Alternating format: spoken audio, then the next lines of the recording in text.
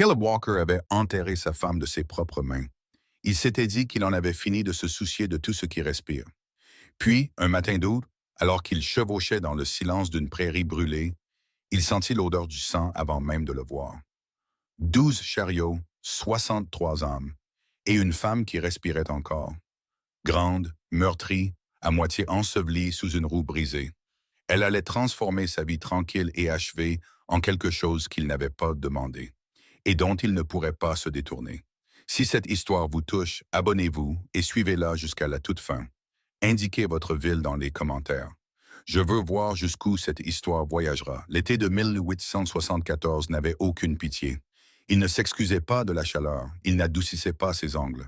Il pesait sur la prairie du Kansas comme une main sur une gorge, pressant jusqu'à ce que tout ce qui était vert devienne brun, et que tout ce qui était brun se fissure. L'herbe était cassante et jaune, le ciel était d'un blanc délavé et sans nuages qui faisait mal à regarder directement. Même le vent, quand il se levait, n'apportait aucun soulagement. Juste plus de poussière, plus de chaleur sèche qui roulait sur les plaines, comme quelque chose qui brûlait depuis des années et n'avait pas décidé de s'arrêter. Caleb Walker chevauchait depuis 3 heures quand il vit le premier chariot. Il faillit ne pas en s'arrêter. En 42 ans de vie, il avait appris que la curiosité n'était souvent que le premier pas vers le chagrin. Il avait déjà sa part de chagrin. Il n'en voulait pas plus. Mais quelque chose le fit tirer sur les rênes. Quelque chose dans l'immobilité qui régnait sur la piste devant lui. Une immobilité qui n'était pas naturelle. Ce n'était pas le calme des grands espaces, mais le calme d'après la catastrophe. Son cheval ralentit, puis s'arrêta complètement. Buck. C'était le nom du cheval. 14 ans, brun foncé, stable comme une porte d'église dans la tempête. Buck n'avait jamais eu peur du temps, des coupes de feu ou de l'odeur des prédateurs. Mais il s'arrêta net, les 4 sabots plantés, les oreilles dressées, et il ne bougeait plus. Caleb resta en selle et écouta. Rien. Pas un oiseau, pas une cigale, pas le grincement d'une roue ou le bruit du bétail. Il descendit lentement de cheval, ses bottes touchant la terre craquelée sans un bruit. Et il s'avança. Le premier chariot avait été renversé. Sa bâche en toile gisait déchiquetée sur le sol. Les arceaux de la structure pointaient vers le ciel, comme les os d'une bête morte depuis longtemps. Des barils avaient éclaté. De la farine s'était répandue, puis avait séché sous la chaleur. Un bonnet de femme était accroché à un rayon de la roue, tournant très lentement dans le faible mouvement de l'air. Caleb continua d'avancer. Le deuxième chariot était pire. Au troisième, il avait cessé de compter les morts. Ils étaient partout. Des hommes qui avaient tenté de se défendre, tenant encore des fusils ou des hachettes qu'ils n'avaient jamais eu le temps d'utiliser. Des femmes qui avaient tenté de fuir, tombées face contre terre dans l'herbe à quelques mètres des chariots. Comme si leurs jambes avaient simplement cédé sous elles. Des enfants. Et Caleb se força à détourner le regard des enfants. Car il y a des choses qu'un homme ne voit qu'une fois et qu'il porte en lui pour toujours. Il se déplaçait lentement à travers les débris, la mâchoire serrée. Ses yeux étaient méthodiques, même si quelque chose dans sa poitrine pressait fort contre ses côtes. Il avait déjà vu la violence. Il avait vécu la majeure partie de sa vie d'adulte à la frontière. Là où la violence était une météo qu'on apprenait à lire avant qu'elle n'arrive. Mais ceci, ce n'était pas un raid. Ce n'était pas un vol qui avait mal tourné. C'était délibéré, organisé. Le genre de tuerie qui demande de la planification. Il compta 12 chariots au total. Une 60aine d'âmes, d'après ce qu'il pouvait voir. Il était sur le point de retourner vers Buck quand il l'entendit. Pas un son exactement, plutôt l'absence de silence à un endroit précis. Une petite irrégularité dans l'immobilité. Une seule respiration, inégale, venant de derrière une roue de chariot brisée sur sa gauche. Caleb se tourna. Il resta immobile un instant, à observer. Puis il marcha dans cette direction. Elle était allongée sur le côté, un bras tendu, comme si elle avait essayé d'attraper quelque chose en tombant. Sa robe, autrefois bleu pâle, était maintenant sombre de sang et de poussière, remontée à l'ourlet. Ses cheveux, bruns foncés et bouclés, s'étaient à moitié détachés de leurs épingles et tombaient en désordre sur son visage. Elle était grande, pas de la manière dont la bonne société chuchotait derrière ses éventails, mais vraiment, substantiellement grande. Une femme aux larges épaules et à la forte carrure. Sa taille lui avait probablement sauvé la vie. C'était probablement la seule raison pour laquelle elle n'avait pas été complètement écrasée quand le chariot s'était effondré sur elle. Sa poitrine se soulevait, à peine, mais elle se soulevait. Caleb s'accroupit à côté d'elle et posa 2 doigts sur le côté de son cou. Son pouls était là, faible, irrégulier, mais présent. Sa peau était brûlante, et pas seulement à cause du soleil. La fièvre commençait déjà à monter. « Hé, dit-il doucement. Elle ne répondit pas. « Hé, il lui toucha l'épaule. Vous m'entendez? Rien.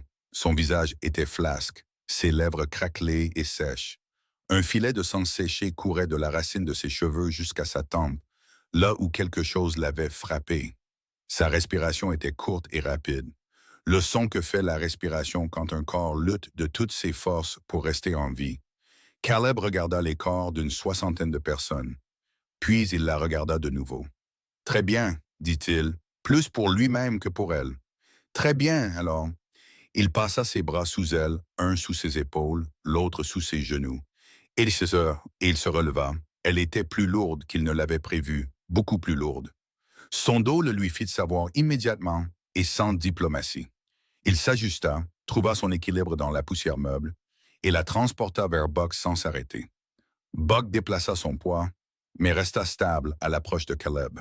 La hissure sur le cheval fut un exercice de détermination plutôt que de grâce. Elle était inconsciente et ne pouvait pas l'aider. Aucun tonus musculaire avec lequel il pouvait travailler. Juste un poids mort et de la chaleur. Et la conscience croissante que chaque minute passée dans ce champ était une minute où elle ne recevait ni eau ni ombre. Il y parvint. Il l'installa de côté sur la selle, garda un bras autour d'elle et se hissa derrière elle avec un effort qui lui coûta. Il ne regarda pas les chariots en s'éloignant. Il n'en avait pas besoin. Il savait déjà ce qu'il trouverait quand la loi arriverait et commencerait à compter. La cabane de Caleb se trouvait à 6 miles à l'est de la piste, nichée dans une petite élévation de terrain où un bosquet de peupliers rompait la platitude de la prairie. Il l'avait construite lui-même il y a 9 ans, quand lui et Eleanor étaient arrivés dans l'Ouest. Ce n'était pas une grande cabane. Ce n'était pas une belle cabane, mais elle était solide. Chaque rondin était bien ajusté, chaque joint doublement chevillé. Et elle gardait la fraîcheur du petit matin plus longtemps qu'on ne l'attendrait dans la chaleur de l'été. Eleanor était morte depuis 4 ans maintenant. Il avait gardé la cabane parce qu'il n'avait nulle part où aller, et parce qu'aller ailleurs aurait signifié prendre une décision. Et il n'était plus très doué pour les décisions depuis que la fièvre l'avait emporté. Il traversa le bosquet de peupliers et descendit de cheval à la porte. Il s'occupa de la femme inconsciente avec la même efficacité délibérée et silencieuse qu'il mettait dans tout. Il la fit entrer, l'allongea sur le seul lit, le lit d'Eleanor, avec le couvre-lit bleu et blanc que sa femme avait cousu à la main l'hiver avant sa mort. Il n'y pensa pas. Il remplit une bassine avec l'eau du tonneau à côté du poêle. Il trouva le chiffon propre qu'il gardait pour les blessures et il se mit au travail. Elle avait une entaille profonde au-dessus de l'oreille droite, principalement coagulée, mais qui devait être nettoyée. Ses poignets étaient gravement meurtris, l'un peut-être foulé ou pire. Elle avait des contusions sur les côtes du côté gauche qui suggéraient un impact violent, peut-être des côtes cassées, et elle était déshydratée d'une manière qui allait s'aggraver avant de s'améliorer. Caleb travaillait sans parler. Il n'avait personne à qui parler et elle ne pouvait pas l'entendre de toute façon. Il nettoya la blessure à sa tempe avec des mains prudentes. Et il noua une bande de tissu autour de sa tête pour maintenir le pansement en place. Il suréleva son poignet foulé sur une couverture pliée. Il lui versait de petites quantités d'eau dans la bouche toutes les demi-heures. Pas assez pour la faire s'étouffer, juste assez pour donner à son corps de quoi travailler. Il fit cela tout l'après-midi et jusque dans la soirée. À un moment donné, il s'endormit sur la chaise à côté du lit. Il fut réveillé par sa voix. « Où ?» Juste ce mot, arrêté au milieu. Il fut instantanément réveillé. De la manière dont la vie à la frontière entraîne un homme à passer du sommeil à la pleine conscience, sans la lente ascension à travers la somnolence. Elle essayait de s'asseoir. « Ne bougez pas, dit-il. » Elle se figea, ses yeux sombres, grands, et à ce moment précis presque sauvages, avec la terreur particulière de quelqu'un qui ne sait pas où il est, ni comment il est arrivé là. Ses yeux le trouvèrent dans la faible lumière de la seule lampe qui brûlait sur la table. Elle le fixa. Il la fixa en retour. Vous êtes en sécurité, dit-il, car cela semblait être la première chose qu'elle avait besoin de savoir. Je m'appelle Caleb Walker. Je vous ai trouvé sur la piste. Vous étiez la seule survivante. Il marqua une pause. Je vous ai amené ici. Elle assimila cela lentement. Il vit son visage passer par plusieurs émotions. La confusion, puis quelque chose qui aurait pu être un chagrin précoce. Puis une immobilité forcée qui lui dit qu'elle avait l'habitude de contrôler ses expressions. Les chariots, dit-elle. Oui. Les autres? Non. Il le dit d'un ton plat et calme, car il n'y avait pas de manière plus douce de le dire. Il n'y avait pas d'autres survivants. Elle ferma les yeux, la mâchoire serrée. Un long silence emplit la cabane, et Caleb le laissa s'installer. Car certaines choses ont besoin d'espace. Après un moment, elle dit, « Depuis combien de temps suis-je ici? » 2 jours. Ses yeux s'ouvrirent de nouveau. Elle regarda le plafond, puis le tissu noué autour de sa tête, puis la couverture pliée sous son poignet. « C'est vous qui avez fait ça, dit-elle. Il n'y avait personne d'autre. » Elle sembla réfléchir à cela, puis avec la formalité lasse de quelqu'un qui n'était pas encore sûr de ce qu'il fallait révéler, elle dit « Merci. Vous avez faim? » Une pause comme si elle était surprise par la franchise de la question, sa banalité après tout ce qui s'était passé. « Oui, admit-elle. » Il se leva de la chaise sans cérémonie et se dirigea vers le poêle. Elle lui dit que son nom était Maggie, juste Maggie. Il n'insista pas pour le reste. D'après son expérience, quand quelqu'un ne vous donne qu'un seul nom, il a ses raisons. Et poser des questions tend à produire des mensonges plutôt que la vérité. Il préférait avoir la vérité quand elle viendrait. Elle guérit lentement, ce qui était prévisible vu l'état dans lequel elle se trouvait. La fièvre tomba le 3e jour. Le mal de tête persista une autre semaine. Ses côtes lui faisaient mal. Il avait eu raison pour la fêlure, bien que rien ne se soit gravement déplacé. Et elle se déplaçait avec précaution, avec la lenteur délibérée de quelqu'un qui apprend les limites de son corps avant qu'il ne proteste. Elle ne parlait pas beaucoup les premiers jours. Lui non plus. Mais elle l'observait. Il en était conscient. La façon dont elle suivait ses mouvements dans la cabane avec ses yeux sombres, le cataloguant comme on catalogue quelque chose dont on n'est pas encore sûr. Il ne le prenait pas personnellement. Elle s'était réveillée dans la cabane d'un inconnu au milieu de la prairie du Kansas, après avoir survécu à un massacre qui avait tué une 60aine de personnes. L'observer attentivement était la chose la plus intelligente à faire.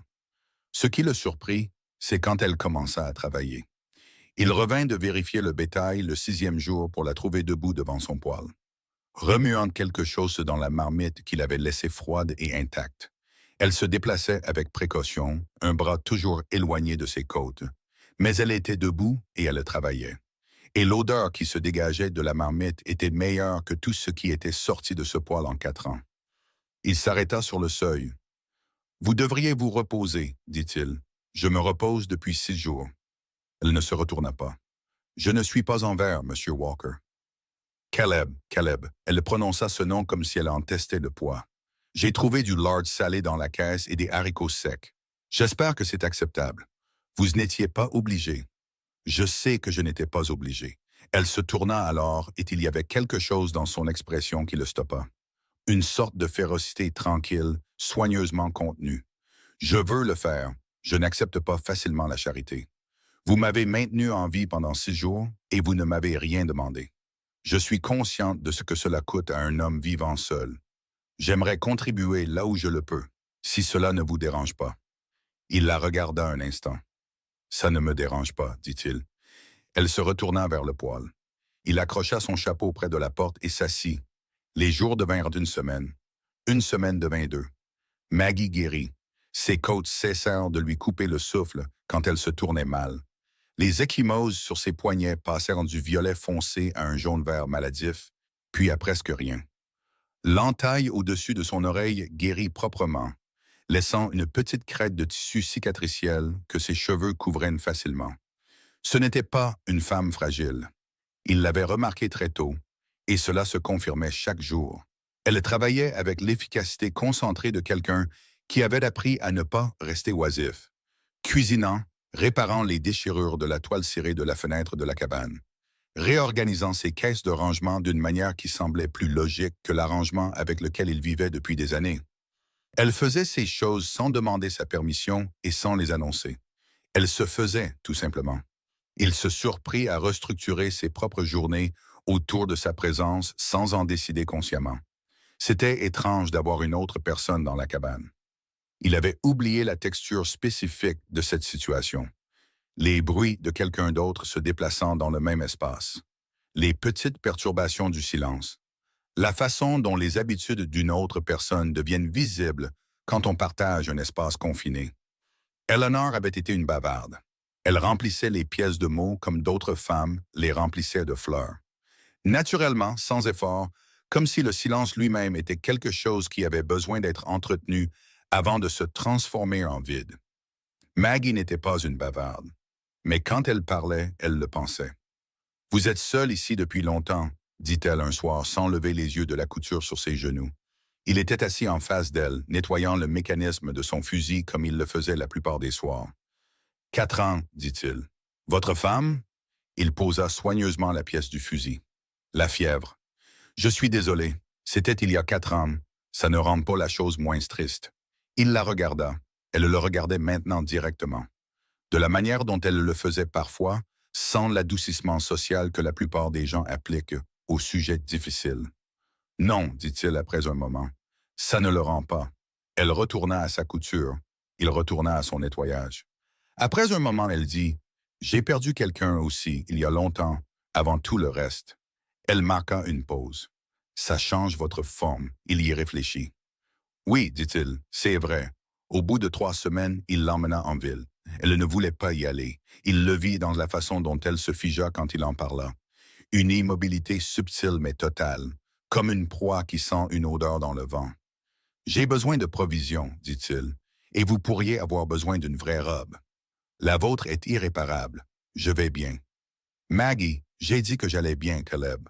La robe peut attendre, il la regarda. « Y a-t-il une raison pour laquelle vous ne voulez pas aller en ville? » La pause fut une fraction de seconde trop longue. « Je ne connais personne là-bas, dit-elle. Je n'aime pas beaucoup la foule. Ce n'était pas un mensonge exactement. » Il eut l'impression que c'était la plus petite vérité disponible. Le bord de quelque chose de beaucoup plus grand qu'elle n'était pas prête à dire. Il n'insista pas. Il avait pris l'habitude de ne pas insister, mais il le nota. Elle l'accompagna en ville. Millward n'était pas une ville remarquable. Elle avait un magasin général, une écurie, un cabinet de médecin qui servait aussi de cabinet de dentiste, 2 saloons, une église qui servait aussi d'école en semaine, et assez d'habitants pour générer le genre de commérage communautaire continu qui font tourner les petites villes. Caleb y passait 1 fois par mois pour des provisions et ne parlait à presque personne au-delà des nécessités du commerce. Il entra avec le chariot dans la rue principale et l'attacha devant le magasin général de Hafford. Maggie descendit avant qu'il ne puisse lui offrir sa main, ce qui, il l'avait déjà appris, était caractéristique d'elle. Elle se débrouillait seule, comme si accepter de l'aide était quelque chose qu'elle s'était entraînée à ne plus faire depuis longtemps. Elle ajusta sa jupe et marcha à côté de lui vers le magasin. Il était conscient, comme il l'était toujours dans les lieux publics, de la façon dont les gens regardaient. Millward était assez petite pour qu'un nouveau visage soit un événement. Et Maggie, elle attirait le regard. Non pas parce qu'elle était belle au sens conventionnel illustré par les magazines féminins, mais parce qu'elle était présente d'une manière difficile à ignorer. C'était une femme grande, et elle se tenait avec une dignité droite et prudente, celle de quelqu'un qui a appris à occuper exactement l'espace auquel il a droit, et pas un centimètre de plus, car un centimètre de plus lui avait toujours coûté quelque chose. Les gens dans la rue la regardaient. Certains de ses regards contenaient des choses qu'il reconnaissait et n'aimait pas. L'évaluation rapide, le léger plissement des lèvres, la façon dont les yeux se détournaient quand ils en avaient assez vu. Il avait vu des gens regarder des hommes balafrés, des vétérans boiteux et des femmes ayant dépassé leur première jeunesse de la même manière. Le calcul social involontaire de ceux qui n'avaient jamais eu besoin de penser à leur propre acceptation. Il marcha à côté d'elle et ne dit rien. À l'intérieur du magasin de Hafford, un homme au comptoir se tourna lorsque la cloche au-dessus de la porte les annonça. Son nom était Preston Ford. Caleb le connaissait un peu, le genre de connaissance qui vient du fait de vivre dans la même orbite d'une petite ville sans jamais choisir de se rapprocher.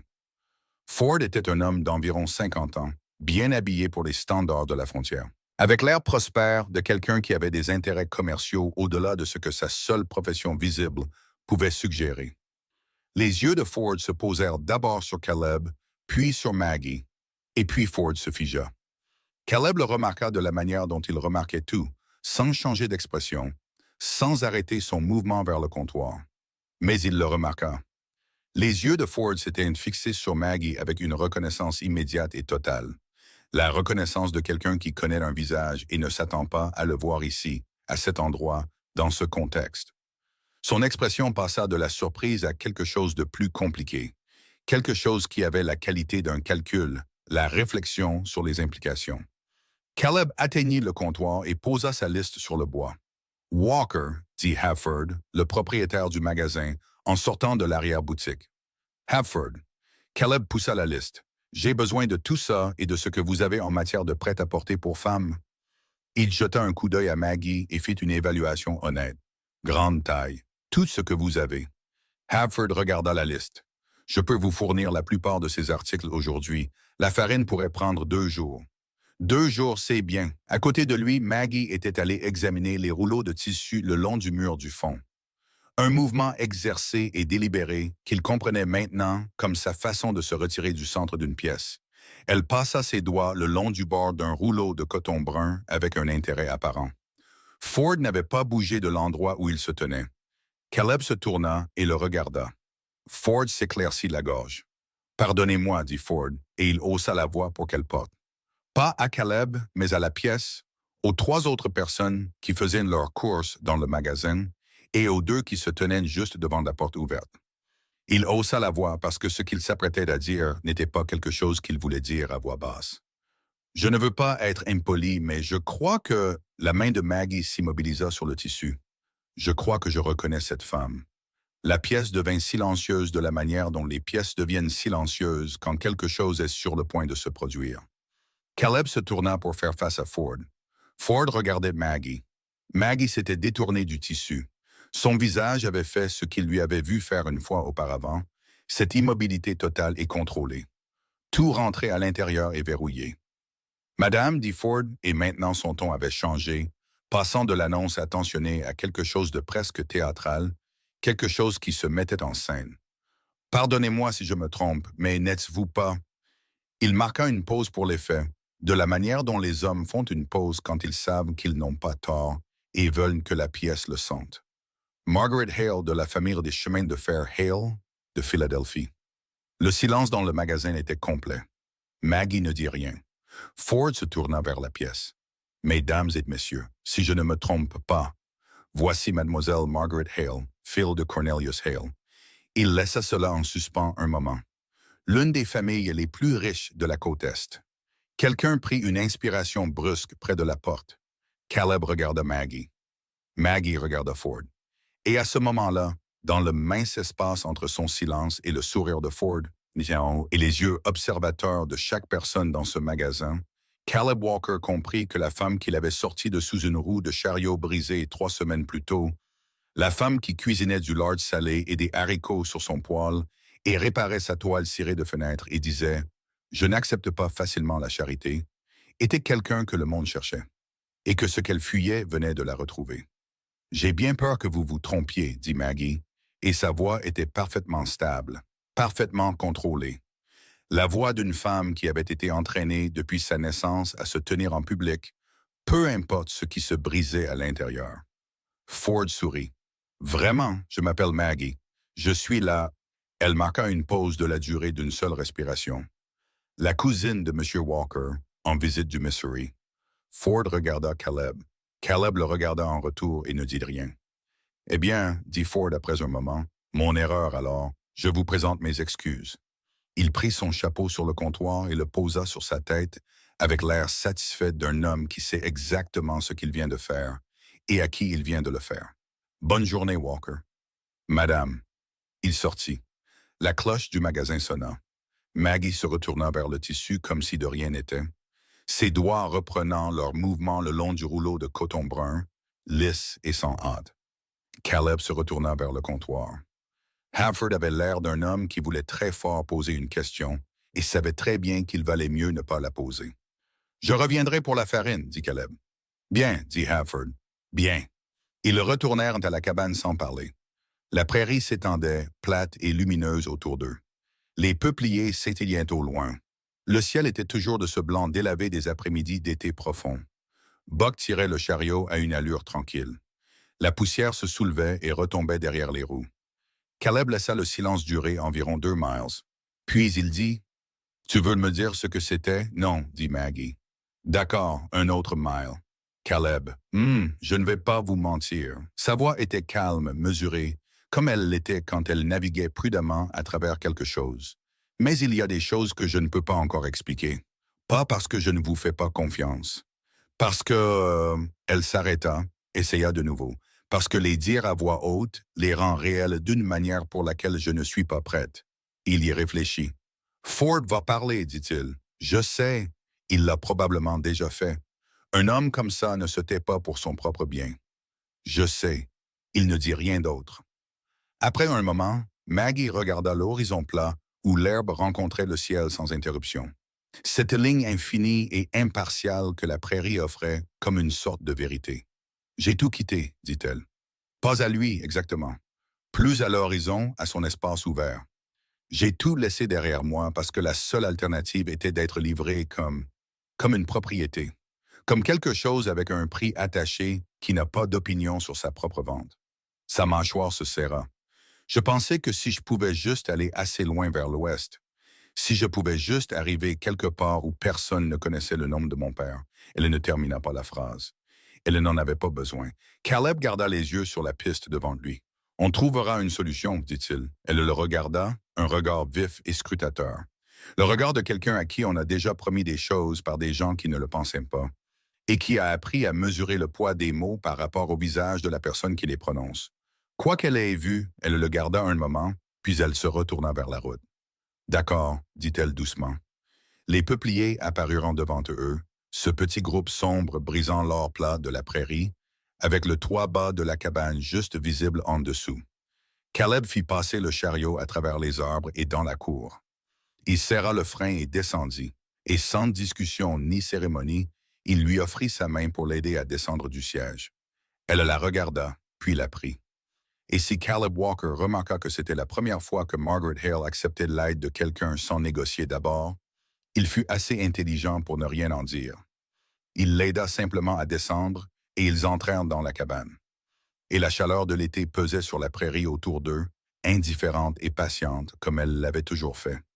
Dehors, quelque part en direction de la ville, un cavalier se déplaçait déjà rapidement. Cette nuit-là, Caleb ne dormit pas. Il resta assis sur la chaise près de la fenêtre avec son fusil sur les genoux, et il surveilla la ligne sombre des peupliers pour tout mouvement. La lune était haute et pleine, ce qui était à la fois bon et mauvais. Bon parce qu'il pouvait voir loin, mauvais parce que quiconque venait pouvait voir tout aussi loin. La cabane était silencieuse autour de lui.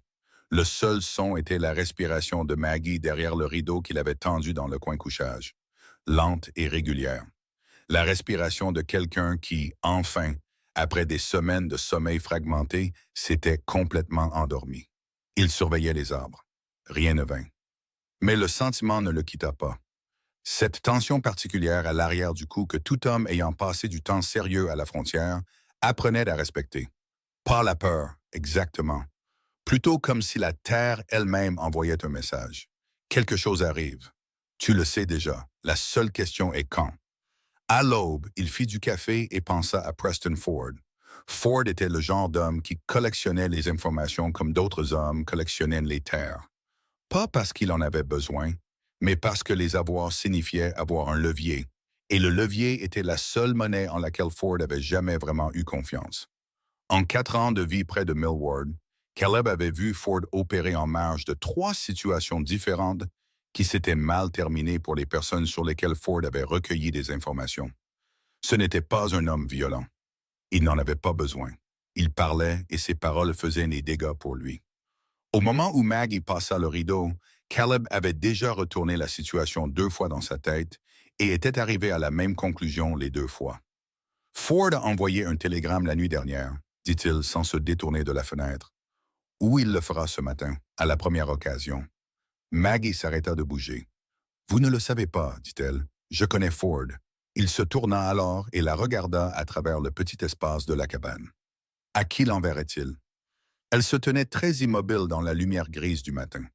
Ses cheveux sombres détachés autour de ses épaules, ses bras croisés sur sa poitrine de la manière particulière dont elle les croisait quand elle réfléchissait à quelque chose qu'elle ne voulait pas dire. Elle portait une des robes qu'il avait achetées chez Havford, celle en coton brun, simple et fonctionnelle.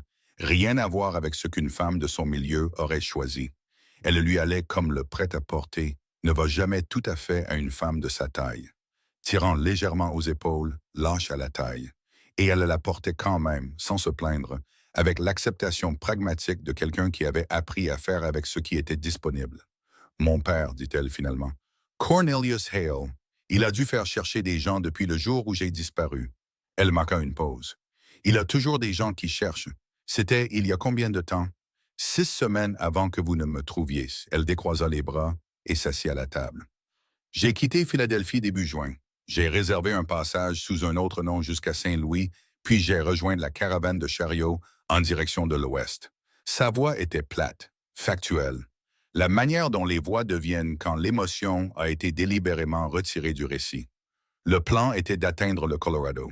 J'avais de l'argent cousu dans la doublure de mon sac de voyage. Assez pour commencer une nouvelle vie quelque part. Assez pour devenir quelqu'un dont personne n'avait d'attente. Le sac a disparu. Oui, un temps, le sac a disparu. Caleb posa sa tasse de café et s'assit en face d'elle. Que veut votre père? Il veut que je revienne. Elle le regarda droit dans les yeux. Il a un accord commercial avec un homme nommé Aldous Vane. Une fusion. Hale Railroad et Vane Shipping. Les termes de l'accord m'incluent. Il laissa le silence s'installer un moment. Un mariage. Une transaction, corrigea-t-elle, et il y avait quelque chose de dur et de précis dans la façon dont elle le dit. Aldous Vane a 61 ans, a enterré 2 épouses et a fait savoir par les canaux appropriés qu'une 3e épouse de bonne famille et de tempérament gérable lui serait acceptable. J'ai 29 ans de moins que lui.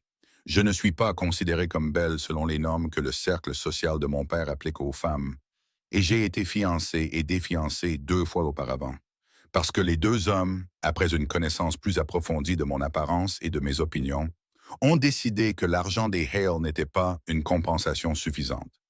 Elle dit tout cela avec la clarté plate et précise de quelqu'un qui récite des faits d'un document qu'il a mémorisé contre son gré.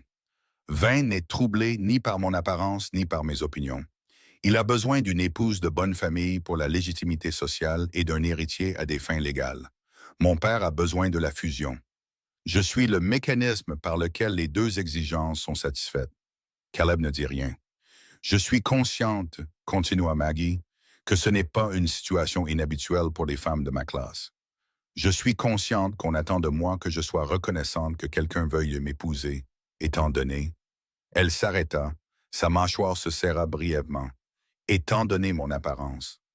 On m'a fait prendre conscience de cette attente de nombreuses fois, de nombreuses manières, par de nombreuses personnes qui se considéraient bienveillantes en m'en informant. Elle regarda la table.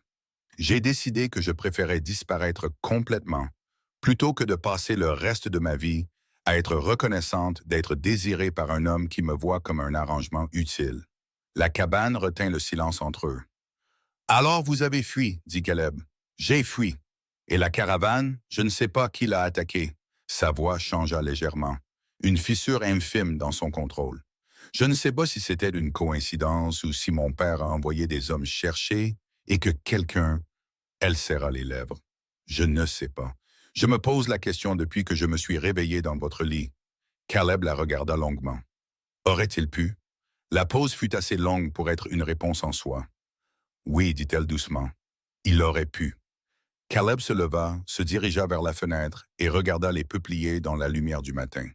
Il pensa à une 60aine de personnes gisant dans la poussière du Kansas. Il pensa à un homme qui pouvait organiser une chose pareille, puis envoyer un télégramme pour s'enquérir du sort de sa fille. « Alors nous avons moins de temps que je ne le pensais, » dit-il. Maggie leva les yeux vers lui. « Caleb, ce n'est pas votre problème. » Il se détourna de la fenêtre. « Vous êtes dans ma cabane. Je peux partir. Je devrais partir si les hommes de mon père viennent ici et me trouvent.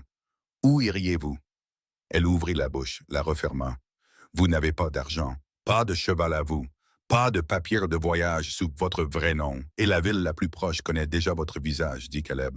Pas méchamment, juste simplement. De la manière dont il disait la plupart des choses, parce que la simplicité était ce qui était utile. La fuite a fonctionné une fois, Maggie. Elle ne fonctionnera pas de la même manière deux fois. Elle fixa la table. Alors que suggérez-vous demanda-t-elle, et sa voix était devenue calme de la manière particulière qui signifiait qu'elle demandait vraiment, sans argumenter, sans jouer à l'autosuffisance, mais en demandant vraiment. Je suggère, dit-il, que nous comprenions à quoi nous avons affaire avant de décider comment y faire face. Elle le regarda. Il se rassit. Racontez-moi tout, dit-il, depuis le début. Et elle le fit. Cela prit la majeure partie de la matinée. Elle parla et il écouta. Vraiment écouta. De la manière dont il écoutait tout depuis la mort d'Eleanor. Avec l'attention complète et égale d'un homme qui n'avait plus de distraction et avait appris que l'écoute était la seule chose qui ne lui coûtait rien et qui lui disait parfois tout ce qu'il avait besoin de savoir. Elle lui parla de son enfance dans la maison des Hale à Philadelphie, la belle et suffocante maison des Hale, où les apparences étaient la principale religion, et où elle avait été, depuis l'âge d'environ 12 ans, une déception constante pour la congrégation. Elle lui parla des premières fiançailles avec un jeune homme nommé Charles, qui avait été charmant pendant 4 mois, puis s'était discrètement retiré lorsque les conditions de son père étaient devenues claires. Elle lui parla des secondes, qui avaient duré 2 semaines avant que la mère de l'homme n'intervienne avec une franchise que Maggie, des années plus tard, respectait presque pour son honnêteté. Elle lui parla de la soirée où son père avait présenté Aldous Vane à table comme s'il s'agissait d'une proposition commerciale offerte à des conditions favorables. Ce qui, dit-elle, était exactement ce qu'il était. Elle lui parla du plan pour partir, de l'argent économisé sur 3 ans sur son allocation de ménage, quelques dollars à la fois, le nom qu'elle avait emprunté, le nom de jeune fille d'une cousine, une femme qui avait déménagé à Londres et n'avait aucun intérêt pour les chemins de fer américains ou les ragots américains. Le passage à Saint-Louis, la caravane de chariots et la famille à laquelle elle s'était attachée pour la traversée, une famille de fermiers, les Henderson, avec 5 enfants, et une grand-mère qui avait immédiatement apprécié Maggie et ne lui avait posé aucune question embarrassante. Madame Henderson m'appelait son 6e enfant, dit Maggie, et sa voix fit ce que font les voix quand elles s'accrochent à quelque chose qu'elles n'avaient pas l'intention d'accrocher. Elle s'arrêta, regarda la table. Elle avait 54 ans et elle faisait des biscuits chaque matin, quoi qu'il arrive, parce qu'elle disait « Une famille qui déjeune ensemble peut tout surmonter ». Caleb ne dit rien. Après un moment, Maggie redressa les épaules et continua. Elle lui parla du matin de l'attaque, du son d'abord, des tirs venant rapidement de 2 directions, des cris, de la façon dont les chevaux s'étaient emballés. Elle était à l'arrière de la caravane, plus loin du feu initial. Elle avait couru vers le fossé à côté de la piste et y était parvenue, rampant sous le dernier chariot, s'aplatissant pendant que le monde s'effondrait au-dessus d'elle. Elle avait entendu les voix des hommes pendant l'attaque. Pas des mots, juste des voix. Organisées, méthodiques, passant d'un chariot à l'autre, de l'avant à l'arrière. Elle était restée absolument immobile et n'avait rien dit. Et apparemment, elle avait été soit oubliée, soit présumée morte, jusqu'à ce que quelque chose, une roue, une caisse, elle ne savait pas, s'effondre sur elle et la fasse perdre connaissance. C'était la dernière chose dont elle se souvenait. Et puis je me suis réveillée ici, dit-elle. Caleb resta silencieux un moment. Les voix des hommes, des accents de l'Est, de l'Ouest, elle le regarda. De l'Est, dit-elle lentement, comme si elle n'y avait pas pensé avant ce moment. Des accents de l'Est. Il hocha la tête. C'est ce que je pensais, dit-il. Quelque chose changea dans son expression, une reconnaissance, une prise de conscience froide de ce que cela signifiait, et elle posa une main à plat sur la table, comme si elle avait besoin de sa solidité. « Caleb, je ne sais pas si c'était votre père, dit-il, et il le pensait. Je ne le sais pas, mais c'est possible. Et si c'est possible, alors nous planifions comme si ça l'était. » Elle resta silencieuse un long moment. « Pourquoi faites-vous cela ?» demanda-t-elle. Et la question avait une fausseté sous-jacente qu'elle n'avait pas tout à fait réussi à lisser à temps. « Vous ne me connaissez pas. Je suis ici depuis 3 semaines et je ne vous ai rien dit. Et vous avez... Vous avez juste... Pourquoi? Il considéra la question sérieusement, comme il considérait la plupart des choses. Vous étiez en vie, dit-il finalement. Quand je vous ai trouvé, vous étiez la seule chose vivante dans ce champ. Cela semblait signifier quelque chose. Elle le regarda longuement. C'est tout? Demanda-t-elle. Et vous cuisinez une meilleure soupe aux haricots que moi, dit-il. Elle le fixa, puis, à leur grande surprise à tous les deux, elle rit. Un son court et surpris, mi-rire, mi-expiration. Le rire de quelqu'un qui ne s'attendait pas à trouver quelque chose de drôle et était légèrement agacé d'avoir été surpris en train de le faire. Caleb ne sourit pas exactement, mais quelque chose sur son visage s'en approcha. Le moment passa, mais il laissa quelque chose derrière lui. Ils passèrent le reste de l'après-midi à des tâches pratiques. Le genre de travail qui permet à deux personnes de partager un espace et un silence sans que cela ne devienne pesant. Caleb vérifia le fusil, les deux revolvers et la réserve de munitions cachés sous le plancher sous le lit. Maggie fit un inventaire des provisions alimentaires sans qu'on le lui demande, lui présentant un résumé calme et précis de ce qu'ils avaient, de ce dont ils auraient besoin et de combien de temps ils pourraient tenir avant qu'une course aux provisions ne devienne nécessaire. Il nota la précision de l'inventaire. « Vous faisiez ça à la maison? »« Je gérais les comptes du ménage depuis l'âge de 16 ans, dit-elle. Ma mère n'avait pas la tête aux chiffres. Mon père n'avait aucune patience pour tout ce qui était domestique. C'est tombé sur moi. Une pause. J'étais plutôt doué pour ça. Vous l'étiez? » Elle le regarda vivement, cherchant la condescendance. Il n'y en avait aucune. Elle retourna à l'inventaire. Vers le soir, Caleb partit à cheval pour vérifier le bord éloigné de sa propriété. Une boucle qu'il ne faisait pas normalement, une précaution supplémentaire. Il fut de retour en moins d'une heure. Il entra par la porte, accrocha son chapeau et dit sans préambule. Il y avait des traces sur la crête nord. Maggie posa la marmite qu'elle tenait. Des chevaux, vieilles de 2, peut-être 3 jours. Il se dirigea vers la table, versa de l'eau dans la bassine et se lava les mains de la poussière de la piste.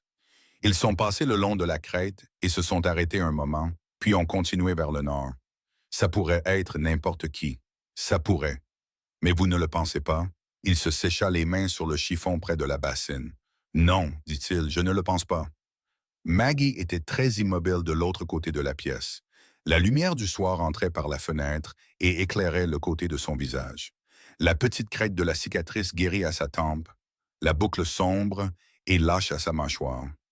La moue particulière de sa bouche qu'il avait appris à reconnaître comme son expression de réflexion. « Ils reviendront, dit-elle. « Oui, et quand ils le feront. » « Quand ils le feront, dit-il, ils me parleront d'abord. » Il la regarda fixement, et quoi qu'ils disent, quoi qu'ils offrent, quelle que soit l'autorité qu'ils revendiquent, vous êtes ici de votre propre choix. C'est la seule chose qui compte. Le choix d'une femme adulte d'être quelque part n'est pas une chose qu'un autre homme peut annuler. Maggie soutint son regard un moment. « Mon père a des avocats, dit-elle. J'ai un fusil, dit Caleb, et 4 ans de rien à perdre. J'accepte cet échange. » Quelque chose traversa son visage. Rapide, compliqué, disparut avant d'être complètement formé. Elle se retourna vers le poêle. La cabane se remplit de l'odeur de la cuisine. Dehors, les peuplières bougeaient dans un léger vent du soir. L'obscurité estivale s'installa lentement, comme elle le faisait toujours dans la prairie. Le ciel passant de l'ambre au rouge profond, puis à un violet si sombre qu'il était presque noir. Caleb s'assit à la table et regarda la porte. Et quelque part au nord de la crête, dans l'obscurité grandissante, une lanterne bougeait. La lanterne ne vint pas cette nuit-là. Caleb resta éveillé à surveiller bien après minuit, jusqu'à ce que l'obscurité à l'extérieur de la fenêtre soit aussi complète et immobile qu'elle pouvait l'être, et puis il s'accorda 2 heures de sommeil, une main sur le fusil et la porte calée de l'intérieur. Quand il se réveilla avant l'aube, la crête était vide et les seules traces dans la cour étaient les siennes de la veille au soir. Mais la lanterne avait été là. Il ne l'avait pas imaginé. Il le dit à Maggie en buvant son café et elle reçut l'information comme elle recevait la plupart des choses difficiles. Avec immobilité d'abord, puis la réflexion calme et méthodique sur les implications qu'il avait appris à reconnaître comme sa version du sang-froid. « Ils observent, dit-elle. Oui, ils ne bougent pas encore, ils observent juste. Ils veulent confirmer que c'est bien vous avant de faire quoi que ce soit. » Il posa sa tasse. Le télégramme de Ford leur aurait donné un emplacement. Mais votre père ne va pas envoyer des hommes pour traîner une femme hors de la cabane d'un étranger sur la foi d'un seul télégramme. Il voudra une vérification d'abord. Maggie enroula ses deux mains autour de sa tasse. Il est prudent de cette façon, dit-elle. Méthodique, il n'agit jamais sans savoir exactement dans quoi il s'engage. Une pause. J'admirais ça chez lui. Avant, quand j'étais assez jeune pour penser que c'était de l'intelligence plutôt que du contrôle. Elle regarda la fenêtre. Il enverra quelqu'un qui connaît mon visage. Quelqu'un que je reconnaîtrai. Combien de temps pensez-vous que nous avons? Une semaine, dit-elle. Peut-être moins. Il hocha la tête, se leva. Alors nous utiliserons ce temps. Elle le regarda. Pourquoi faire? Pour que vous m'appreniez tout sur Cornelius Hale qui pourrait avoir de l'importance quand ces hommes passeront cette porte. Pour la première fois depuis qu'il la connaissait, Maggie parut véritablement incertaine. Pas l'incertitude contrôlée et contenue de quelqu'un qui gère une situation, mais l'incertitude brute et exposée de quelqu'un à qui on demande de livrer la dernière chose qu'il avait gardée privée. Elle retint cette hésitation un moment, puis elle posa sa tasse et croisa les mains sur la table. « D'accord, dit-elle, asseyez-vous. Ça va prendre un moment. Cela prit 2 jours, pas en continu. Il y avait les exigences ordinaires de la cabane, des animaux et de la terre à gérer. Mais dans les heures intermédiaires, pendant les repas et dans les longues soirées d'été quand la chaleur se calmait enfin assez pour respirer, Maggie parlait et Caleb écoutait. Et entre eux, ils construisirent une carte de Cornelius Hale qui était plus détaillée et plus troublante que tout ce que Caleb avait prévu. Cornelius Hale avait 70 ans et avait passé 50 de ses années à construire un empire ferroviaire par la simple méthode d'être prêt à faire ce que ses concurrents hésitaient à faire. Ce n'était pas un homme qui valorisait l'hésitation. Ce n'était pas un homme qui acceptait le mot non de quiconque, il considérait comme inférieur à lui. Et sa définition d'inférieur à lui incluait presque tout le monde qu'il avait jamais rencontré. Il avait 2 fils, tous deux inutiles à son avis, tous deux placés à des postes décoratifs au sein de l'entreprise où ils pouvaient faire des dégâts limités. Il avait une fille, Margaret, Maggie, qui avait le visage de sa mère et l'esprit de son père, et qui avait été, selon l'évaluation privée de Cornelius, du mauvais sexe pour être utile de la manière dont il en avait réellement besoin. Il avait essayé 2 fois de la marier avantageusement. Les 2 fois, les maris potentiels s'étaient retirés. Il n'avait jamais rien dit à Maggie sur ses retraits, mais elle savait, avait toujours su, que son père les avait attribués à son apparence et à ses opinions à part à peu près égales, et que ces 2 échecs avaient été enregistrés par lui comme des embarras personnels plutôt que comme des échappées belles de sa fille. Il m'a dit une fois, dit Maggie le 2e soir, sa voix plate et presque clinique, qu'une femme de main, il a dit, présentation, devrait être reconnaissante de toute offre sérieuse, que je ne devrais pas laisser la vanité me rendre difficile. Elle marqua une pause.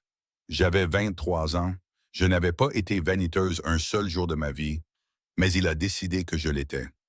Et une fois que mon père décide quelque chose à propos d'une personne, ça reste décidé.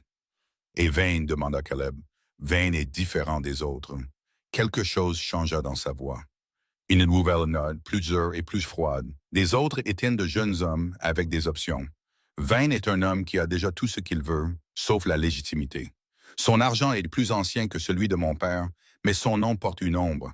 Il y a des choses dans son passé que la bonne société choisit de ne pas examiner, parce que les examiner serait inopportun. Il a besoin d'une épouse d'une famille dont le nom est au-dessus de tout soupçon. Il n'est pas intéressé par une jeune et belle femme qui pourrait se forger des opinions sur son passé. Il veut quelqu'un, elle s'arrêta, sa mâchoire se serra. Il veut quelqu'un que personne ne croira plus que lui. Quelqu'un dont la propre position sociale est assez incertaine pour qu'une contradiction de sa part ne soit tout simplement pas prise au sérieux. La cabane était très silencieuse. Il veut quelqu'un que les gens sont déjà enclins à rejeter. Caleb dit « oui ». Le mot sortit plat et dur. De la manière dont les mots sortent quand ils ont été retournés, tant de fois qu'ils ont perdu leur capacité à blesser et sont devenus de simples faits. Exactement ça. Caleb resta assis avec ça un moment. Qu'y a-t-il dans son passé? Maggie le regarda dans les yeux. Sa première femme est morte d'une chute dans un escalier. Sa 2e femme est morte dans un accident de calèche. Elle soutint son regard fixement.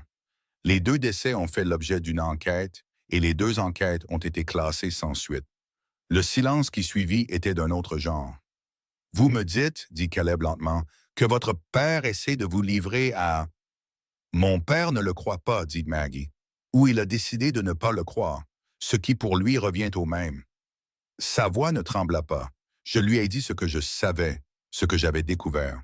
Il m'a dit que j'étais hystérique, que j'utilisais des ragots comme excuse pour être difficile. Elle regarda la table. C'est cette nuit-là que j'ai commencé à planifier mon départ. Caleb se leva brusquement de la table, non pas de colère, mais de la manière dont un homme se lève quand il a besoin d'être debout pour traiter quelque chose pleinement. Il se dirigea vers la fenêtre et resta là, les mains sur le cadre, regardant le vide. Derrière lui, Maggie dit doucement, « Maintenant, vous comprenez pourquoi j'ai fui. » « Je comprenais avant, dit-il. Maintenant, je comprends pourquoi vous avez continué à fuir, même après que la caravane soit partie. » Il se retourna. « Maggie, est-il possible que Vane ait organisé l'attaque? » « Pas votre père, Vane. » Elle le fixa et il vit la chose se produire. La prise de conscience arrivant sur son visage comme un éclair, d'un seul coup et trop brillante.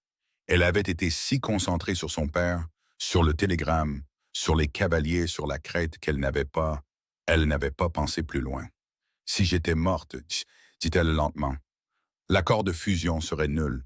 Mon père n'aurait pas de... » Elle s'arrêta, recommença. « Mais si j'étais retrouvée, sauvée, rendue aux soins de mon père, ayant l'air d'une survivante d'un terrible accident sans mémoire, sans témoin, » sa voix baissa. « Alors Vane obtient exactement ce qu'il allait obtenir de toute façon.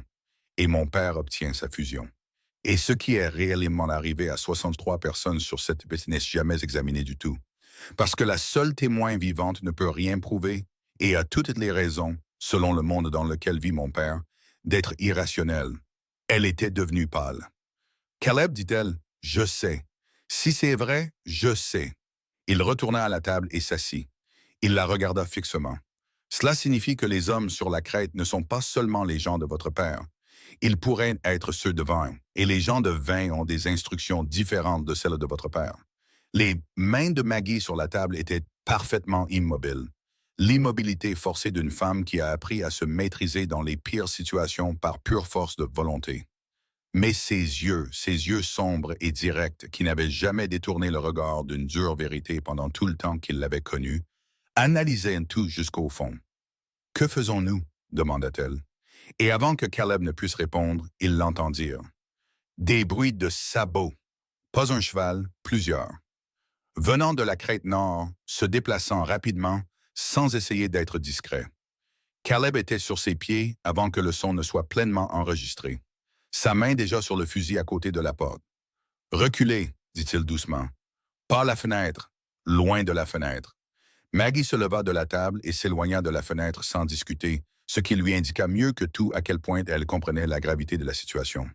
Elle s'arrêta dans le coin le plus éloigné de la cabane, debout, pas recroquevillée parce qu'elle ne se recroquevillait pas, et le regarda.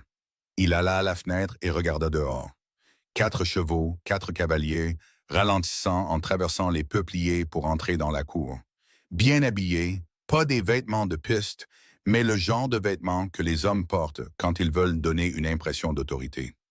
Le genre de vêtements qui disent « Nous sommes soutenus par quelque chose de plus grand que nous ».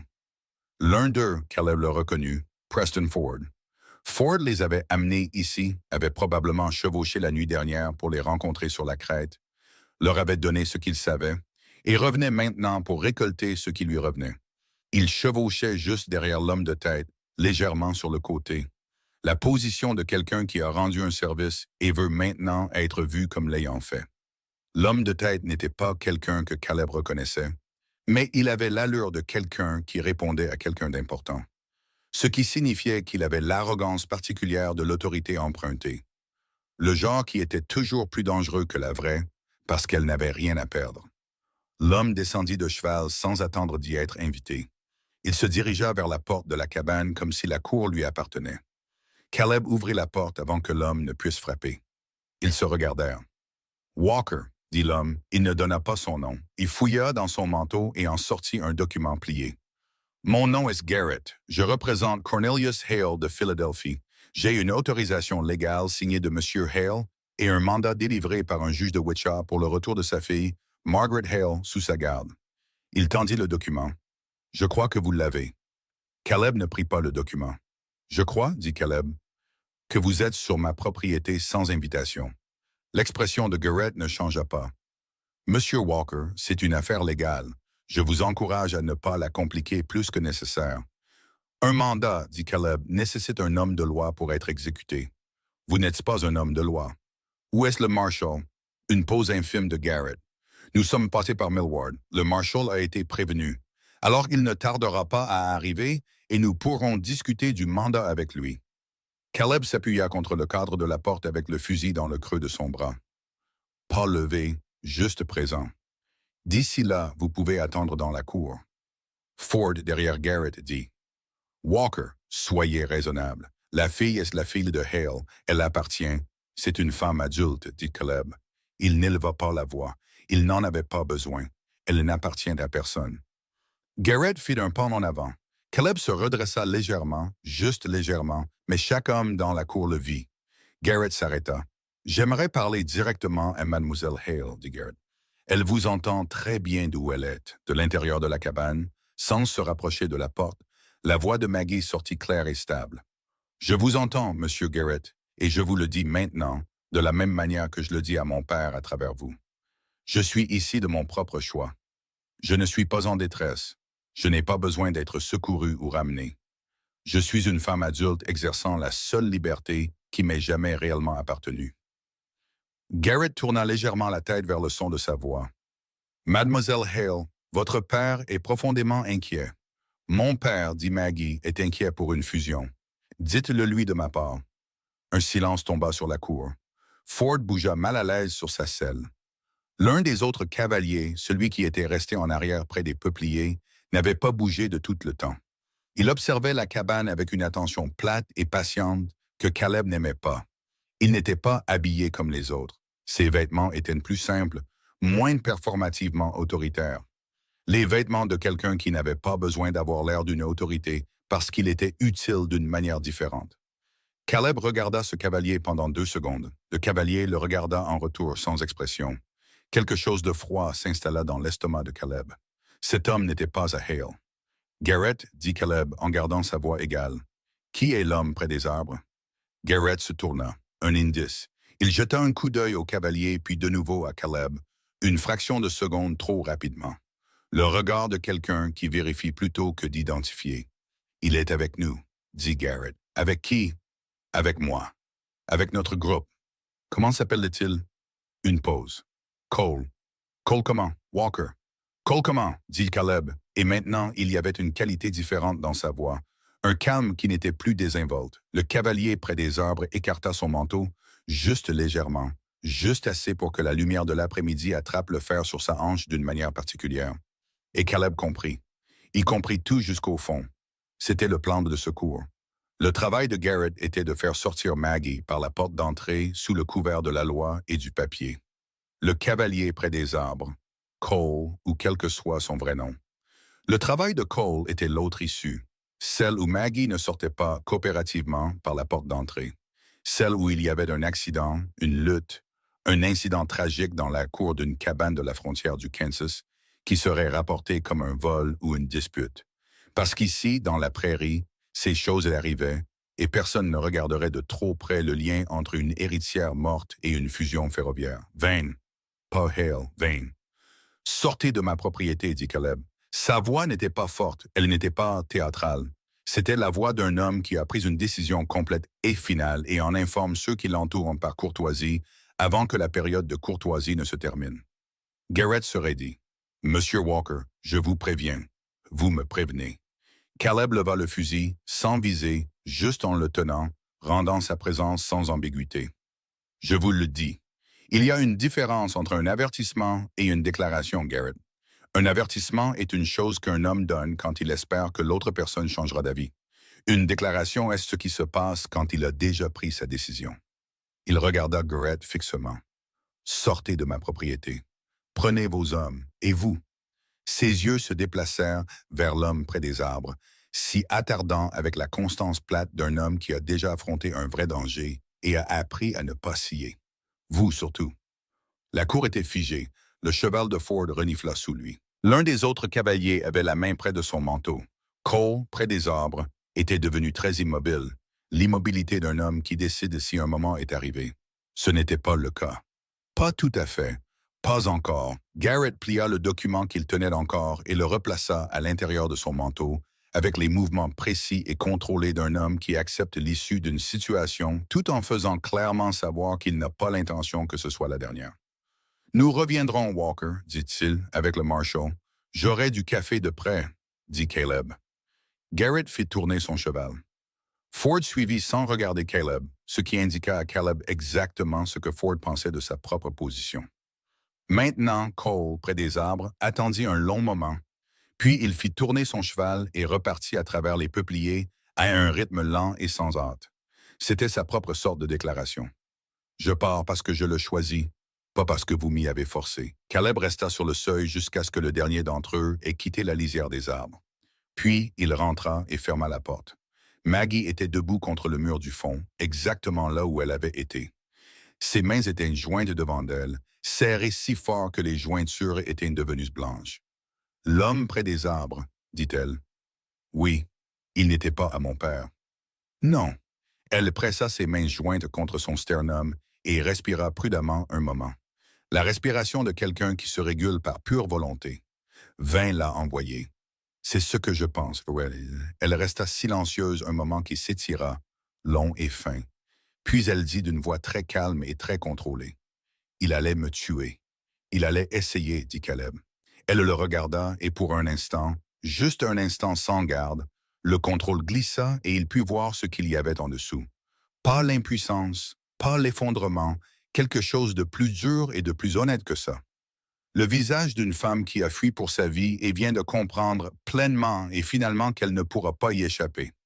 Ils reviendront ce soir, dit-elle.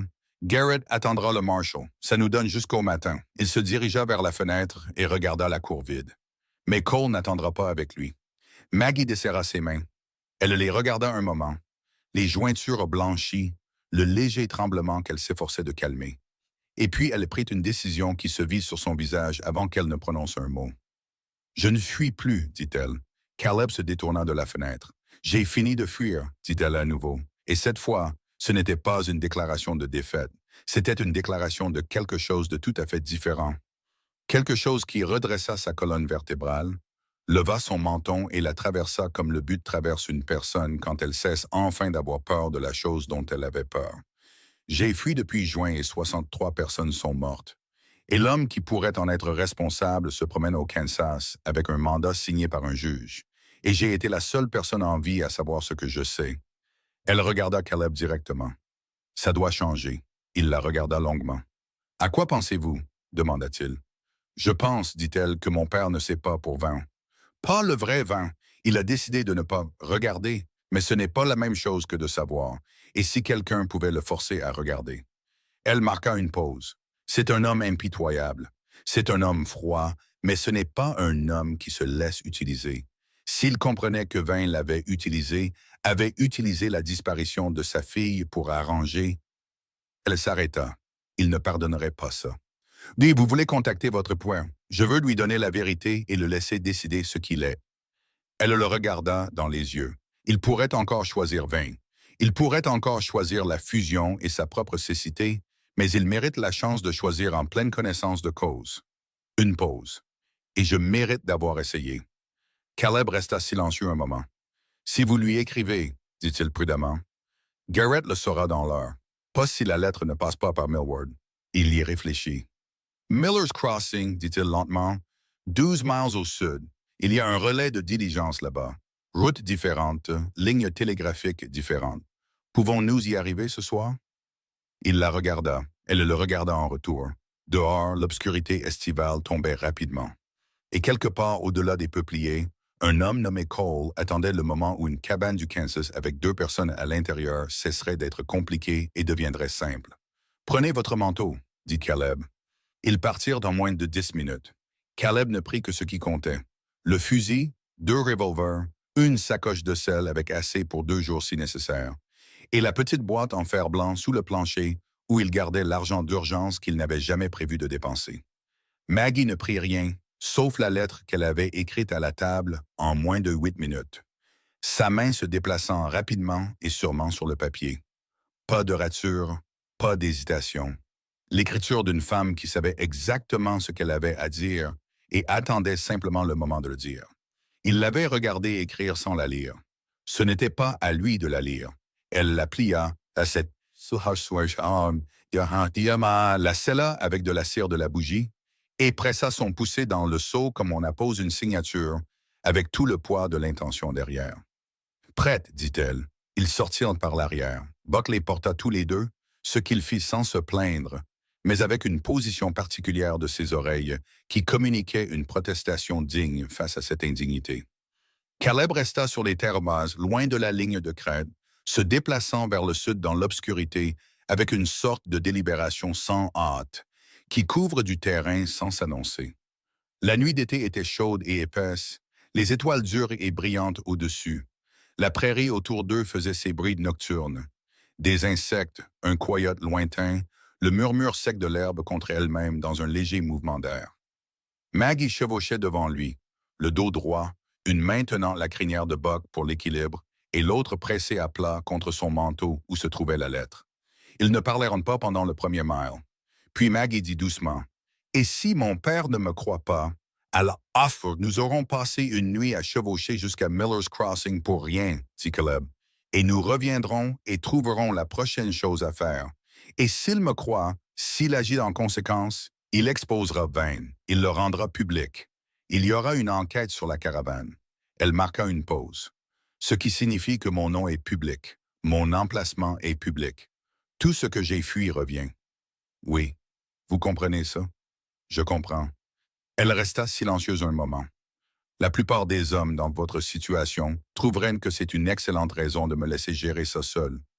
La plupart des hommes dans ma situation, dit Caleb, n'ont pas passé 4 ans à trouver d'excellentes raisons de ne rien faire. » Il garda les yeux sur le sol sombre devant lui. « J'en ai fini avec les excellentes raisons. » Elle ne répondit rien à cela, mais il sentit son dos se redresser légèrement contre lui.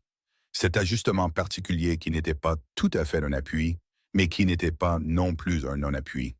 Et il n'en dit rien, et ils chevauchèrent. Miller's Crossing était un relais de diligence, un modeste magasin général et un bureau de télégraphe qui desservait les routes du Sud. Géré par un homme nommé Ike Farnsworth, qui dormait sur un lit de camp dans l'arrière-salle et se réveillait sans ressentiment à toute heure. Parce que la diligence ne respectait pas les horaires de sommeil humain et qu'il avait fait de la paix avec ça il y a 20 ans. Il cligna des yeux en les voyant à la lumière de la lampe. Une grande femme simple dans une robe de coton brun et un homme silencieux avec un fusil et l'expression de quelqu'un qui a accepté la soirée qu'il passe. Et il ne posa aucune question, ce qui était l'une des choses que Caleb avait toujours respectées chez Ike Farnsworth. Maggie envoya le télégramme elle-même. Elle se tint au comptoir et l'écrivit en lettres capitales soignées, le genre d'écriture que les télégraphistes pouvaient lire sans plisser les yeux. Et elle le tendit à Farnsworth avec l'instruction spécifique qu'il parte sur la première connexion vers le sud. Et que la réponse, s'il y en avait une, soit gardée ici jusqu'à ce qu'elle soit récupérée. Farnsworth prit le message sans le lire. Ses yeux se posèrent sur Caleb. Caleb lui lança un regard qui ne communiquait rien, sauf que c'était une affaire privée. Farnsworth hocha la tête. Ils attendirent. La réponse arriva en 40 minutes, ce qui indiqua quelque chose de significatif à Caleb. Soit Cornelius Hale avait un opérateur de nuit en permanence, ce qui témoignait de l'ampleur de l'opération de recherche. Soit quelqu'un dans sa maison surveillait le fil 24 heures sur 24 depuis juin, attendant exactement cela. Farnsworth tendit le papier à Maggie sans commentaire. Elle le lut. Son visage fit quelque chose de compliqué et de rapide qu'elle contrôla avant que ce ne soit terminé. Mais Caleb en saisit le bord. Pas du soulagement, pas du bonheur, pas la simple résolution d'une chose conclue. Quelque chose de plus fracturé que ça, quelque chose qui contenait une vieille douleur à côté de la nouvelle. Elle lui tendit le télégramme. Il le lut. « Margaret, stop, reçu. Stop, rentre à la maison. Stop, père. » 4 mots d'instruction et un mot qui lui disait tout ce qu'il avait besoin de savoir sur Cornelius Hale. Aucune reconnaissance de ce qu'elle avait écrit. Aucune réponse sur le fond. Aucune indication de s'il la croyait ou de ce qu'il avait l'intention de faire à propos de Vane. Juste le réflexe d'un homme puissant vers la solution simple. Rentre à la maison. Reviens sous mon contrôle.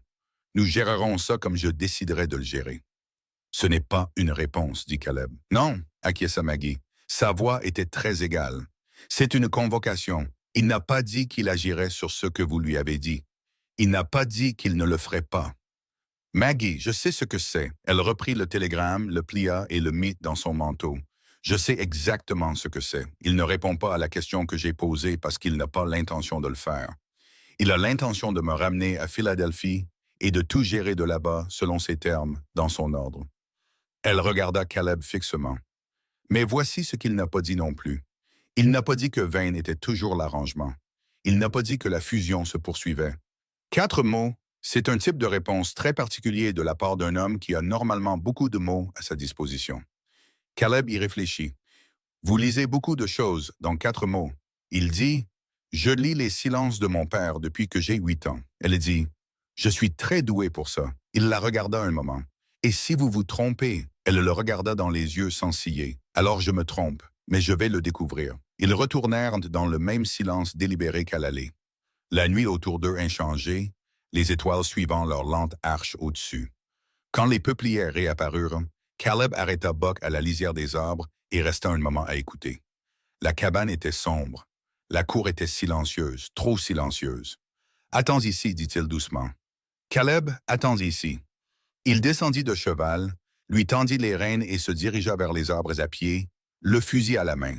Et avec le silence absolu d'un homme qui avait passé des années à se déplacer dans un pays où faire du bruit avait des conséquences. Il contourna le côté est de la cabane, où l'ombre était de la plus épaisse, et s'arrêta au coin. Un cheval était attaché de l'autre côté de la cour. Juste un, patient, attaché au sol, brutant l'herbe sèche à côté de l'abreuvoir. Le cheval de Cole. Caleb resta très immobile.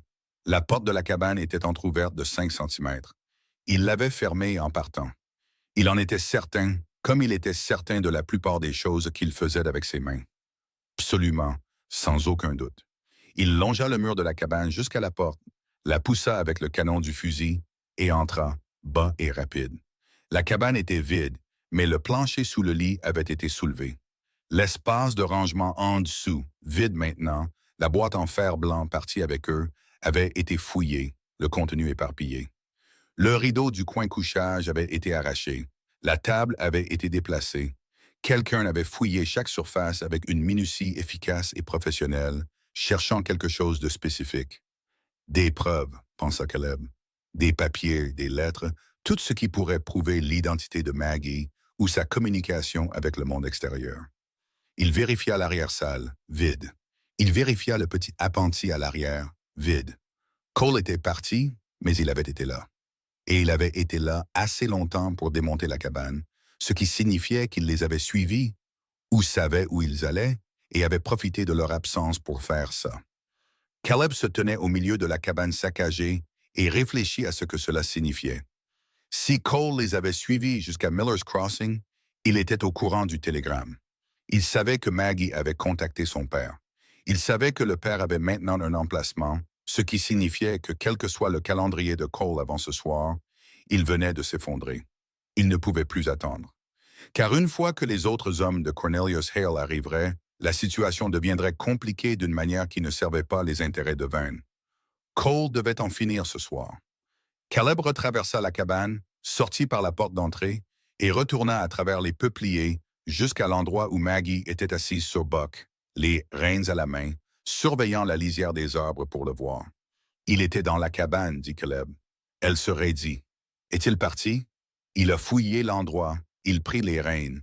Il est au courant du télégramme. Alors Vane le saura dans l'heure. Elle resta silencieuse un instant. Alors il va agir ce soir. Oui, il ne peut pas le faire ouvertement, pas avec Garrett et le Marshal, qui doivent tous deux arriver le matin. S'il m'arrive quelque chose ce soir, il y aura des questions plus difficiles à gérer avec des témoins dans les parages. Elle réfléchissait rapidement. Son esprit vif déroulait la logique avec la même précision qu'elle apportait aux comptes du ménage et aux inventaires de nourriture. Il a besoin que ça ressemble à autre chose. Un vol, dit Caleb, de la violence de frontière, comme pour la caravane. Elle encaissa cela sans un bruit. Puis elle dit, « Que faisons-nous? » Caleb y avait pensé pendant tout le trajet du retour. Nous ne fuyons pas, dit-il. Fuir n'a pas marché. Vous l'avez dit vous-même. Alors nous restons. Nous restons. Nous faisons en sorte que quoi que Cole essaye de faire, il ne puisse pas le faire disparaître après. Il la regarda. Farnsworth. Il vous a vu envoyer le télégramme. Il a le message enregistré. S'il vous arrive quelque chose ce soir, il y a une trace écrite qui vous relie à Miller's Crossing, à un télégramme à votre père, à la date et à l'heure. Il marqua une pause. Cole le sait, ce qui signifie que s'il est malin, il essaiera d'atteindre Farnsworth d'abord, dit Maggie. Oui, elle agrippa le pommeau de la selle. Ike Farnsworth est un homme bon. Il est... Un silence. Nous devons y retourner, dit-elle. Il faisait déjà tourner le cheval. Ils chevauchèrent durement. Les 12 miles de retour à Miller's Crossing passèrent dans une urgence tendue et haletante. Les sabots de Buck frappant le sol sec à un rythme qui soulevait la poussière dans l'obscurité derrière eux. Maggie se tenait sans parler, son corps s'adaptant à l'allure du cheval, avec l'ajustement automatique de quelqu'un qui avait beaucoup plus monté dans sa vie qu'elle ne l'avait probablement jamais mentionné. Caleb ne poussa Buck qu'autant qu'il le fallait. Le cheval avait 14 ans, c'était le milieu de la nuit et il portait 2 personnes. Mais il le poussa. Ils passèrent la dernière colline et virent Miller's Crossing en contrebas. La lampe à la fenêtre de Farnsworth était allumée et à côté du relais, un seul cheval était attaché au poteau. Caleb ramena Buck au pas et descendit la pente tranquillement. Il descendit de cheval avant d'atteindre le relais, tendit les rênes à Maggie et fit les 50 dernières mètres à pied. Il entra par la porte latérale sans frapper. Farnsworth était derrière son comptoir. Un homme était assis en face de lui. Pas Cole. Caleb enregistra cela en premier. Pas Cole, mais quelqu'un de plus jeune. Quelqu'un qu'il ne reconnaissait pas. Quelqu'un avec une posture particulièrement surcontrôlée de quelqu'un qui gère une situation et qui n'est pas tout à fait certain de la maîtriser. L'homme se tourna quand Caleb entra par la porte. Les yeux de Farnsworth se posèrent sur Caleb avec l'expression d'un homme qui attendait quelque chose et est soulagé que ce soit arrivé. Le jeune homme se leva. Sa main se dirigea vers son manteau. « Ne bougez pas, » dit Caleb.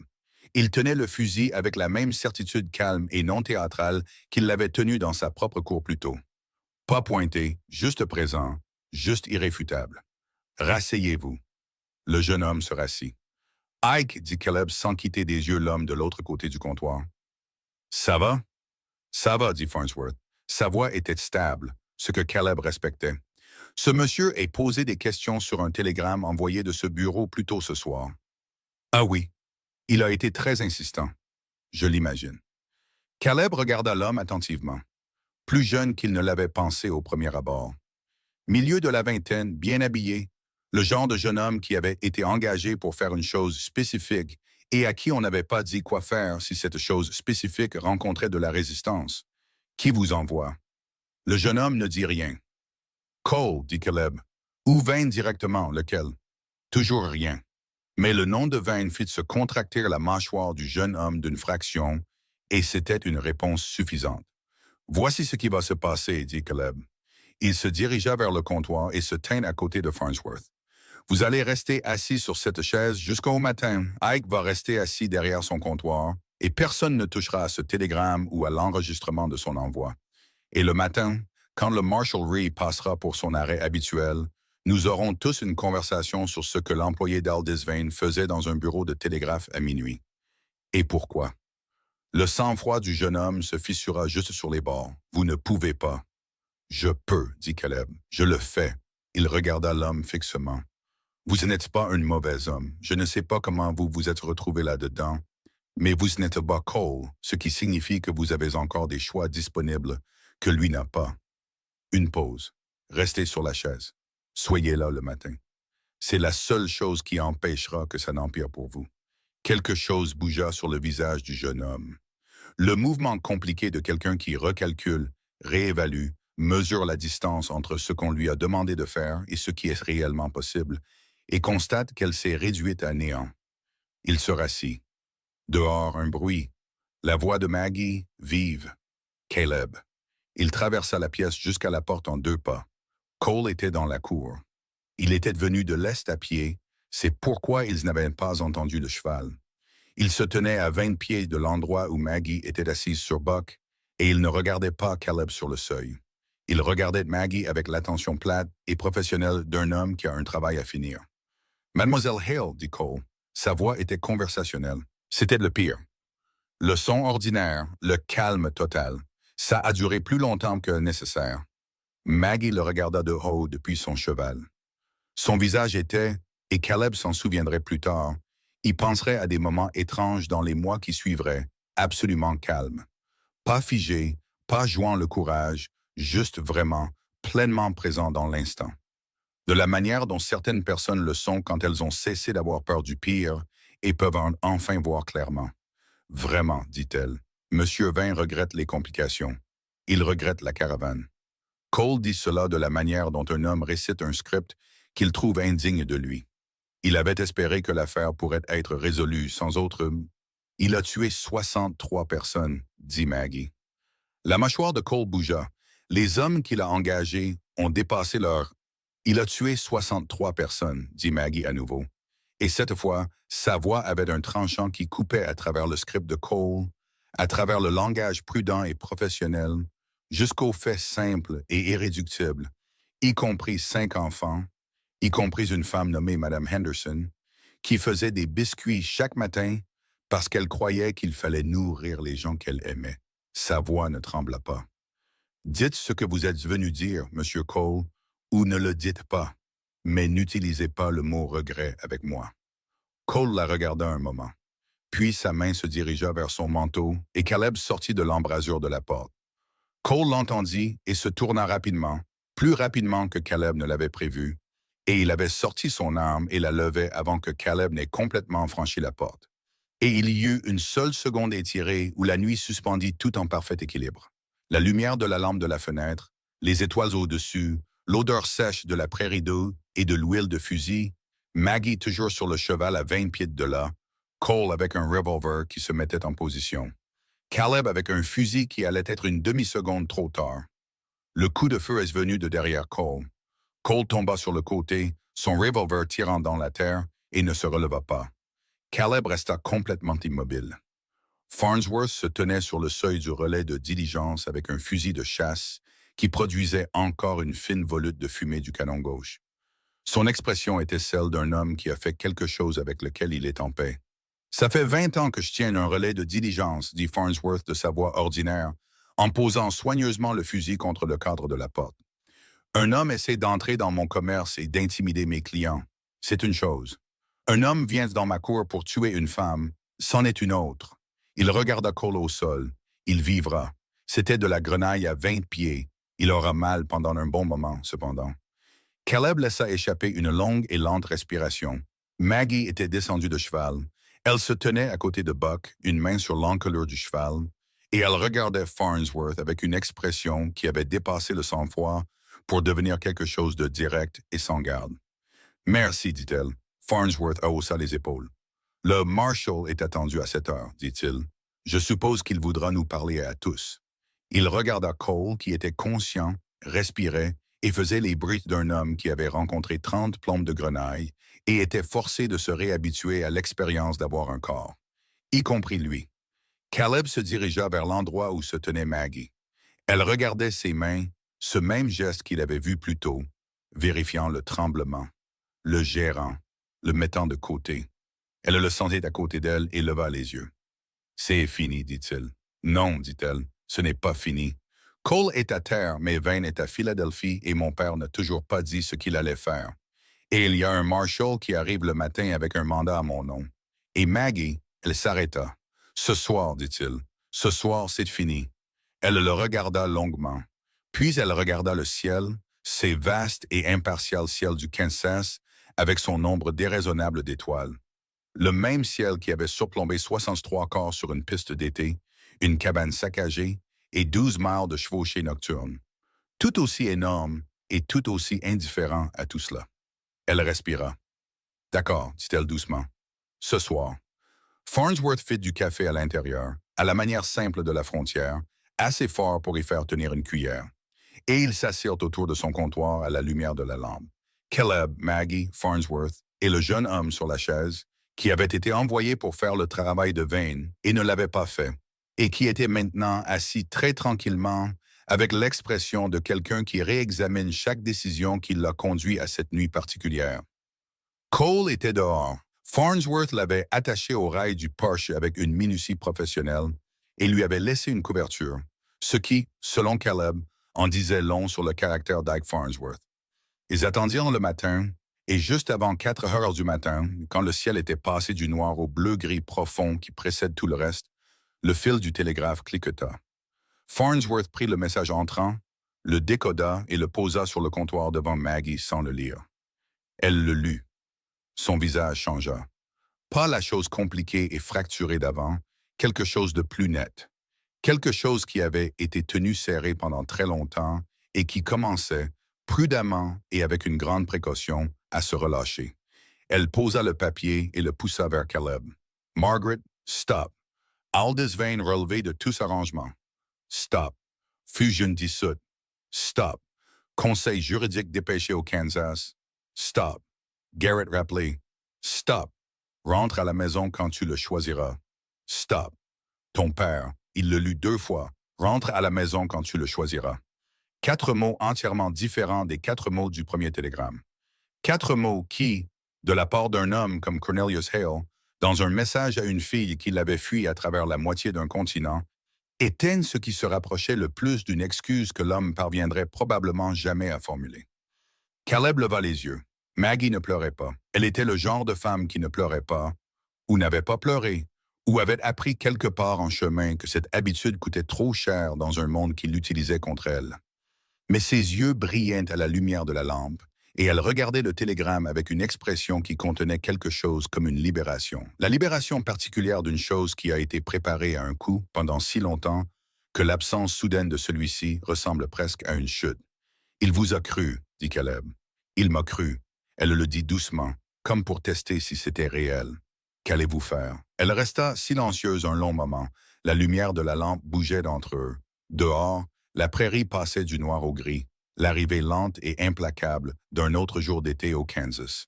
Et les peupliers de Miller's Crossing commençaient à prendre forme contre le ciel qui s'éclaircissait. Maggie regarda le télégramme. Puis elle regarda Caleb. « Je ne sais pas encore, dit-elle honnêtement. Mais pour la première fois depuis très longtemps, c'est mon choix. » Elle soutint son regard, le mien. Il ne dit rien. Mais quelque chose sur son visage changea. Ce même quasi-sourire d'il y a des semaines dans la cabane. Le même petit mouvement qui n'était pas une performance de chaleur, mais la chose réelle. Inimitable et sans garde. Dehors, un coq à l'autre bout de la cour du relais annonça le matin avec une conviction agressive. Le Marshal serait là dans 3 heures, et alors tout ce qui suivrait commencerait. Le Marshalry arriva à 7h15.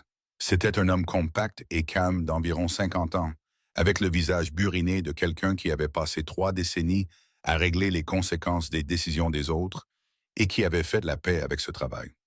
Il attacha son cheval au poteau, remarqua Cole attaché au rail du Porsche avec des blessures de grenaille et une couverture.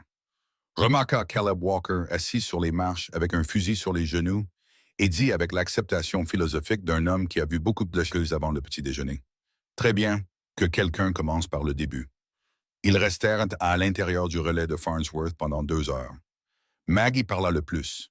Elle parla avec la même clarté plate, précise et sans concession qu'elle avait utilisée lorsqu'elle avait tout expliqué à Caleb à la table de la cabane. L'arrangement avec Vine, la décision de fuir, la caravane, le télégramme, la cabane saccagée, Cole dans la cour avec la main se dirigeant vers son manteau. Elle n'omit rien et n'adoucit rien. Elle s'assit en face du Marshalry au comptoir de Farnsworth, les mains jointes et le dos droit, et elle lui donna chaque fait qu'elle avait dans l'ordre où il s'était produit. Et elle ne joua pas une seule fois la détresse, l'impuissance ou la fragilité particulière que les femmes de son milieu étaient censées jouer lorsqu'elles parlaient à des hommes en autorité. Rhee écouta sans l'interrompre. Quand elle eut fini, il regarda ses notes un long moment. Puis il regarda Cole, qui était assis dans le coin de la pièce maintenant, l'épaule pansée avec des bandes de tissu propres, gracieuseté de la trousse de premier secours de Farnsworth. Son expression était celle d'un homme qui a fait le calcul et a constaté que les chiffres ne sont pas du tout en sa faveur. « Vous travaillez pour 20, dit Rhee à Cole. Ce n'était pas une question. Cole ne dit rien. Le jeune homme près du télégraphe, dit Rhee. Le jeune homme, dont le nom s'avéra être Daniel Marsh, 23 ans, récemment engagé par un cabinet de Philadelphie qui travaillait en marge des intérêts juridiques de Vane, était resté très immobile depuis avant l'aube et avait apparemment passé ses heures à réfléchir attentivement au futur disponible et à choisir celui qui ne se terminait pas dans une prison territoriale. Il dit « Oui, monsieur, je travaille pour un cabinet engagé par Aldis Vane. » Il marqua une pause. « Où je travaillais, et vos instructions ce soir. » Marsh regarda ses mains. Obtenir ou détruire l'enregistrement de toutes les communications envoyées de ce bureau et il s'arrêta, regarda brièvement Maggie, puis détourna le regard. Confirmer si oui ou non Mademoiselle Hale pouvait être persuadée de retirer son télégramme et de retourner à Philadelphie de son plein gré. Ou, dit Rhee. Ou faire un rapport à M. Cole si elle ne le pouvait pas. La pièce était très silencieuse. Rhee écrivit quelque chose dans son carnet. Il écrivit pendant un moment, ce qui signifiait que le quelque chose était substantiel, ce qui signifiait que Daniel Marsh venait de faire le bon calcul. Caleb observait Cole de l'autre côté de la pièce. Cole n'avait rien dit de toute la matinée et ne montrait aucun signe de vouloir commencer. Il était assis avec une immobilité particulière et scellé d'un professionnel qui comprenait que le silence était la seule carte qui lui restait et avait l'intention de la jouer pour tout ce qu'elle valait. Mais le jeune homme sur la chaise avait commencé à parler, et parfois un seul homme qui parle suffisait. Rhee ferma son carnet. « Mademoiselle Hale, dit-il, j'ai un mandat pour votre retour sous la garde de votre père. Cependant, étant donné que le propre télégramme de votre père de la nuit dernière indique qu'il a rappelé son représentant et dissout l'arrangement pertinent, je suis enclin à traiter ce mandat comme fonctionnellement nul en attendant une confirmation légale. » Il la regarda fixement. « Cela dit, je vous recommande fortement de rester accessible pour l'enquête qui va découler de ce qui s'est passé sur cette piste de chariot. J'aurai besoin d'une déclaration formelle. »« Vous l'aurez, dit Maggie. Où serez-vous? » Elle regarda Caleb. Caleb dit « Cabane de Walker, 6 miles à l'est de Millward. Elle sait où c'est. » Rhee le regarda un moment, puis Maggie, puis de nouveau Caleb avec l'expression d'un homme qui a développé en 30 ans un excellent instinct pour la température d'une pièce. « Très bien, dit Rhee.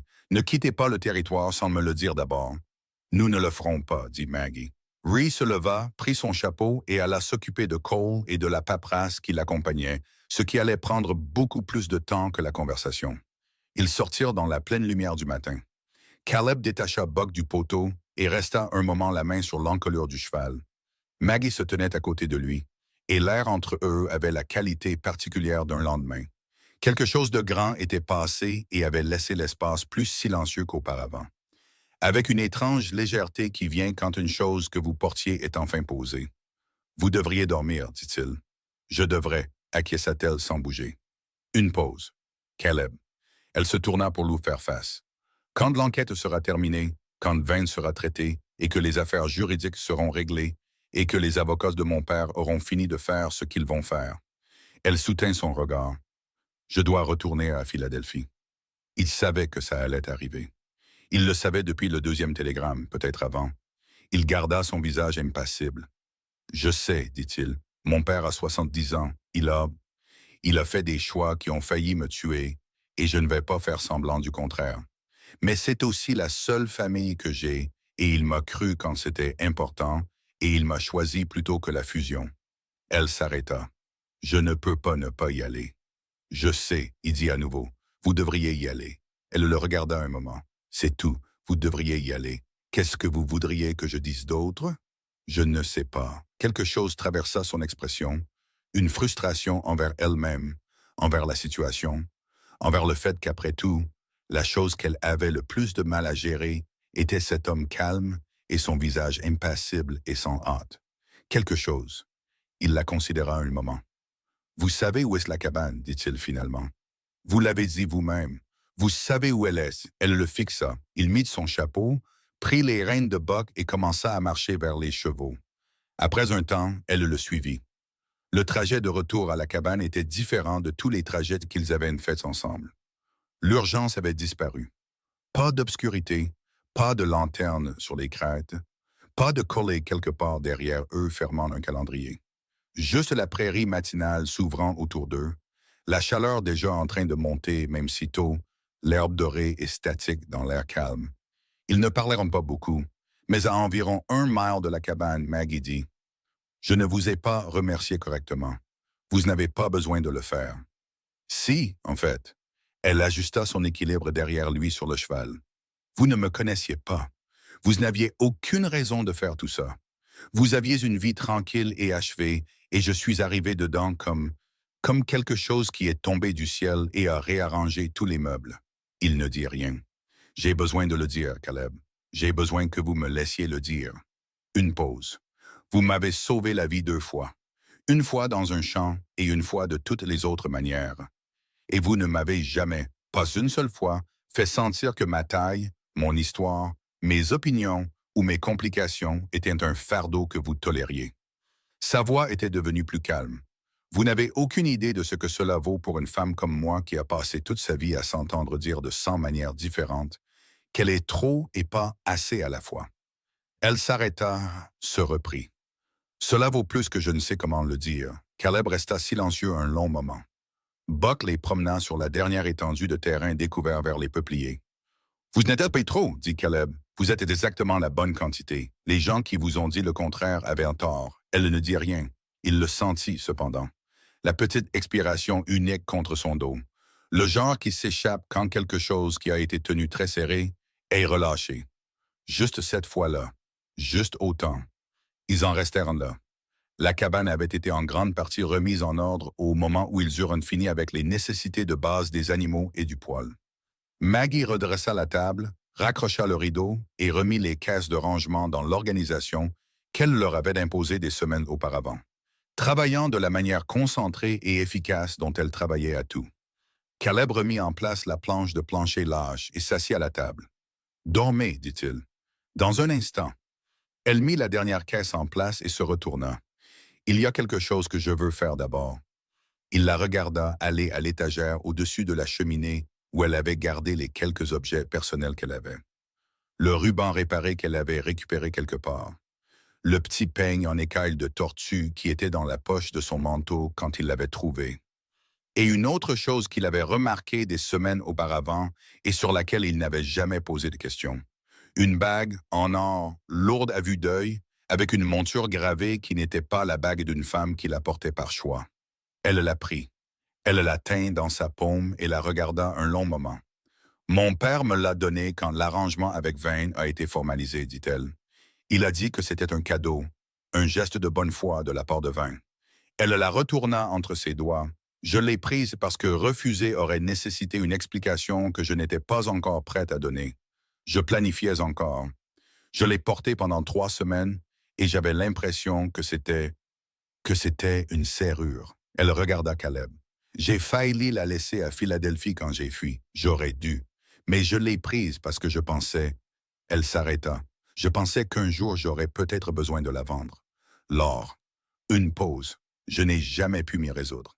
Elle ferma la main dessus, se leva, se dirigea vers la porte de la cabane et sortit dans le matin. Caleb la suivit. Elle se dirigea vers le peuplier au bord de la cour, le plus vieux, celui auquel Eleanor avait attaché une balançoire avant que la corde ne pourrisse, et que Caleb n'avait jamais remplacé, parce que la remplacer seule lui avait semblé être le mauvais genre de projet. Maggie s'accroupit à la base de l'arbre, où les racines formaient des crêtes à travers le sol sec, et elle enfonça la bague dans la terre molle et sombre, entre 2 racines, la poussant jusqu'à ce qu'elle disparaisse. Elle resta accroupie un moment. Puis elle se releva, épousseta la terre de ses mains et regarda l'arbre. « Je veux être absolument claire, dit-elle pour elle-même ou pour l'arbre, ou pour personne en particulier, sur le ton d'une femme faisant une déclaration officielle. Que je n'enterre pas ça par sentiment. Je l'enterre parce qu'elle n'appartient à personne et que c'est à moi de l'enterrer et que je ne veux plus jamais la revoir. » Caleb, debout à quelques pieds de là, dit « Notez. » Elle se tourna. Il y avait quelque chose de différent sur son visage. Pas plus léger, exactement, car rien de ce qui s'était passé n'était léger, mais plus net. Plus net comme quelque chose est net après avoir été correctement lavé pour la première fois depuis trop longtemps. Elle le regarda directement. « Je vais dormir maintenant. »« Bien. Et quand je me réveillerai, nous parlerons de ce qui se passera ensuite, de manière pratique et spécifique. Pas de la manière vague que les gens entendent quand ils disent des choses comme « on trouvera une solution. D'accord. Je veux dire, j'ai des idées spécifiques sur le calendrier de l'enquête, le processus juridique, ce que mon père va faire et ce que j'ai l'intention de faire, ce qui peut ou non correspondre à ce que mon père a l'intention de faire. Elle marqua une pause. Et d'autres choses. D'autres choses, dit-il. Oui. Elle soutint son regard. D'autres choses. Il la regarda un moment. Je m'assurerai qu'il y a du café. Elle passa devant lui pour retourner à la cabane. Il resta près du peuplier un moment dans la chaleur du matin, regardant rien de particulier, pensant au mot choix. Rentre à la maison quand tu le choisiras. Le père de Maggie l'avait écrit à sa fille. Et Caleb, debout dans la cour d'une cabane où il avait vécu seul pendant 4 ans, et qu'il avait cessé de considérer comme autre chose qu'un endroit pour dormir et attendre, retourna le mot dans son esprit. Choix.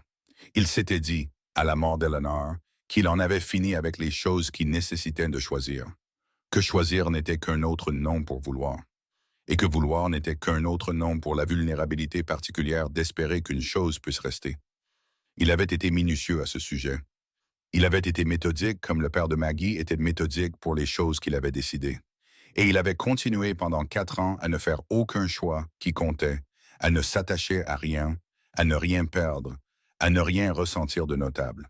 Et puis, un matin d'août, avait mis une femme qui respirait dans un champ de 63 morts, et il l'avait ramassée. Pas parce qu'il était un héros, pas parce qu'il était bon, parce qu'elle était en vie. Et être en vie signifiait qu'elle avait encore la possibilité de choisir des choses. Et cela avait semblé être une raison. Il ne s'était pas attendu à ça. Il ne s'était attendu à rien de tout ça. Il retourna à l'intérieur. Les semaines qui suivirent furent les plus compliquées de la vie de Caleb Walker. Et elles furent aussi, d'une manière qu'il n'examina pas trop attentivement, les plus vivantes qu'il ait ressenties depuis avant qu'Eleanor ne tombe malade. Les avocats de Hale arrivèrent de Wichita 4 jours après la nuit à Miller's Crossing. 2 hommes silencieux avec des mallettes et l'efficacité exercée de personnes qui résolvaient de gros problèmes et facturaient en conséquence. Ils restèrent avec Maggie pendant une journée entière, et d'après ce que Caleb comprit dans les intervalles, le tableau qu'ils assemblaient d'Aldis Vaughn était considérablement pire que ce que quiconque savait publiquement. Les 2 épouses mortes, la caravane, un partenaire commercial à Saint-Louis, qui avait rencontré des conséquences similaires 3 ans auparavant, et dont la famille avait été discrètement dédommagée avec de l'argent qui assurait leur silence. Les avocats prirent tout en note avec l'intérêt concentré d'hommes qui comprenaient qu'ils détenaient quelque chose d'important. Cole parla.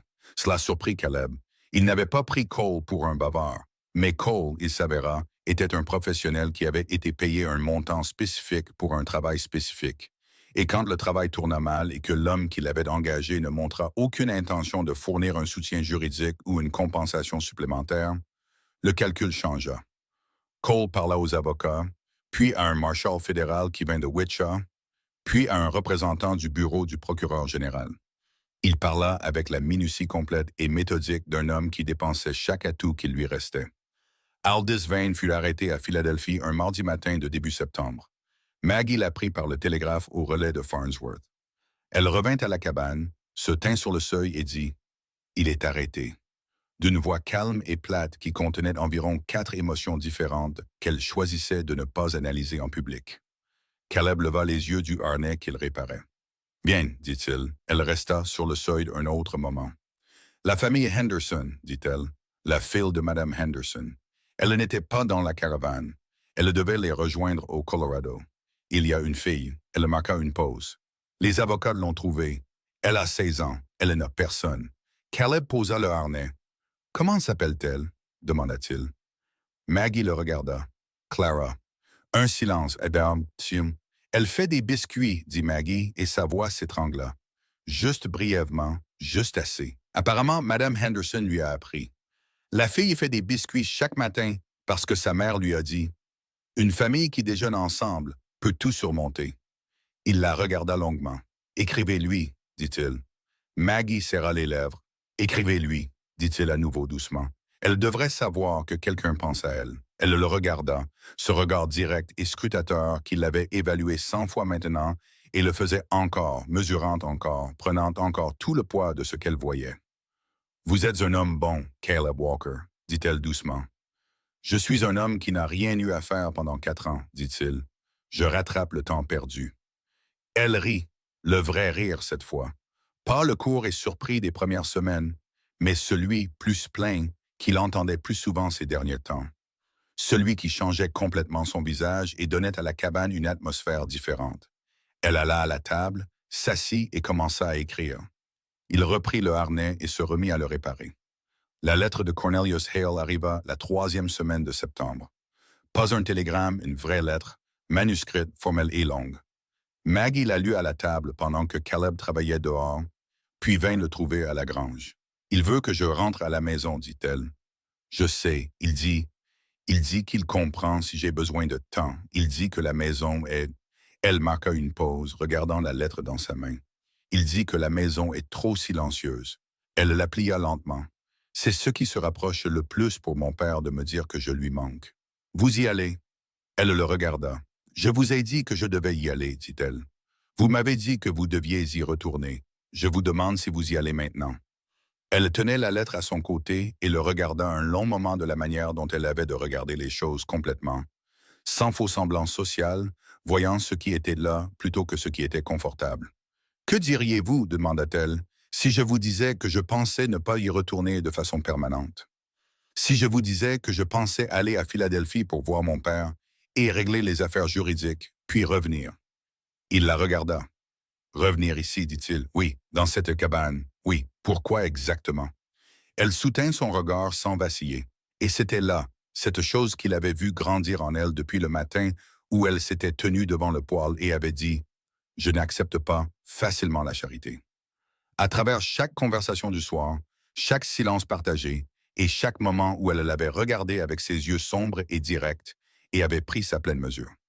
C'était là, enfin à la surface, plus tenu avec soin et à l'abri de la lumière, mais à découvert, là où ça avait toujours été destiné à aller. Pour ça, dit-elle simplement. Pour la cabane, le travail et la vie qui est ici. Pour... Elle s'arrêta, essaya de nouveau, et pour une fois, Margaret Hale, qui choisissait chaque mot avec précision, parut un instant comme quelqu'un qui n'avait pas encore trouvé le bon. Pour vous, si c'est quelque chose que vous voulez. Caleb resta silencieux. Pas le silence de l'incertitude, le silence d'un homme qui prend quelque chose au sérieux, lui donnant tout le poids qu'il mérite. Il y a 4 ans, dit-il, j'ai enterré ma femme et j'ai décidé que j'en avais fini. Fini de vouloir des choses. Fini d'espérer que les choses resteraient. Il regarda le mur de la grange, puis de nouveau elle. Je me suis dit que c'était de la sagesse, de vivre comme ça. Je me suis dit que c'était ce qu'un homme fait quand il a appris ce que la perte coûte. Elle attendit. Ce n'était pas de la sagesse, dit-il. C'était juste la peur portant le manteau de la sagesse. Il la regarda attentivement. Vous êtes la personne la plus difficile, la plus compliquée, la plus implacablement honnête que j'ai rencontrée en 42 ans de vie. Vous réorganisez mes caisses de rangement sans demander. Vous vous disputez avec moi sur des choses que je fais de la même manière depuis une décennie. Et vous avez généralement raison. Vous prenez exactement l'espace auquel vous avez droit et vous ne vous en excusez pas. Il marqua une pause. J'aimerais beaucoup que vous reveniez. Maggie le regarda. C'est la déclaration la moins romantique que j'ai jamais entendue. Elle dit, c'est la plus vraie que j'ai.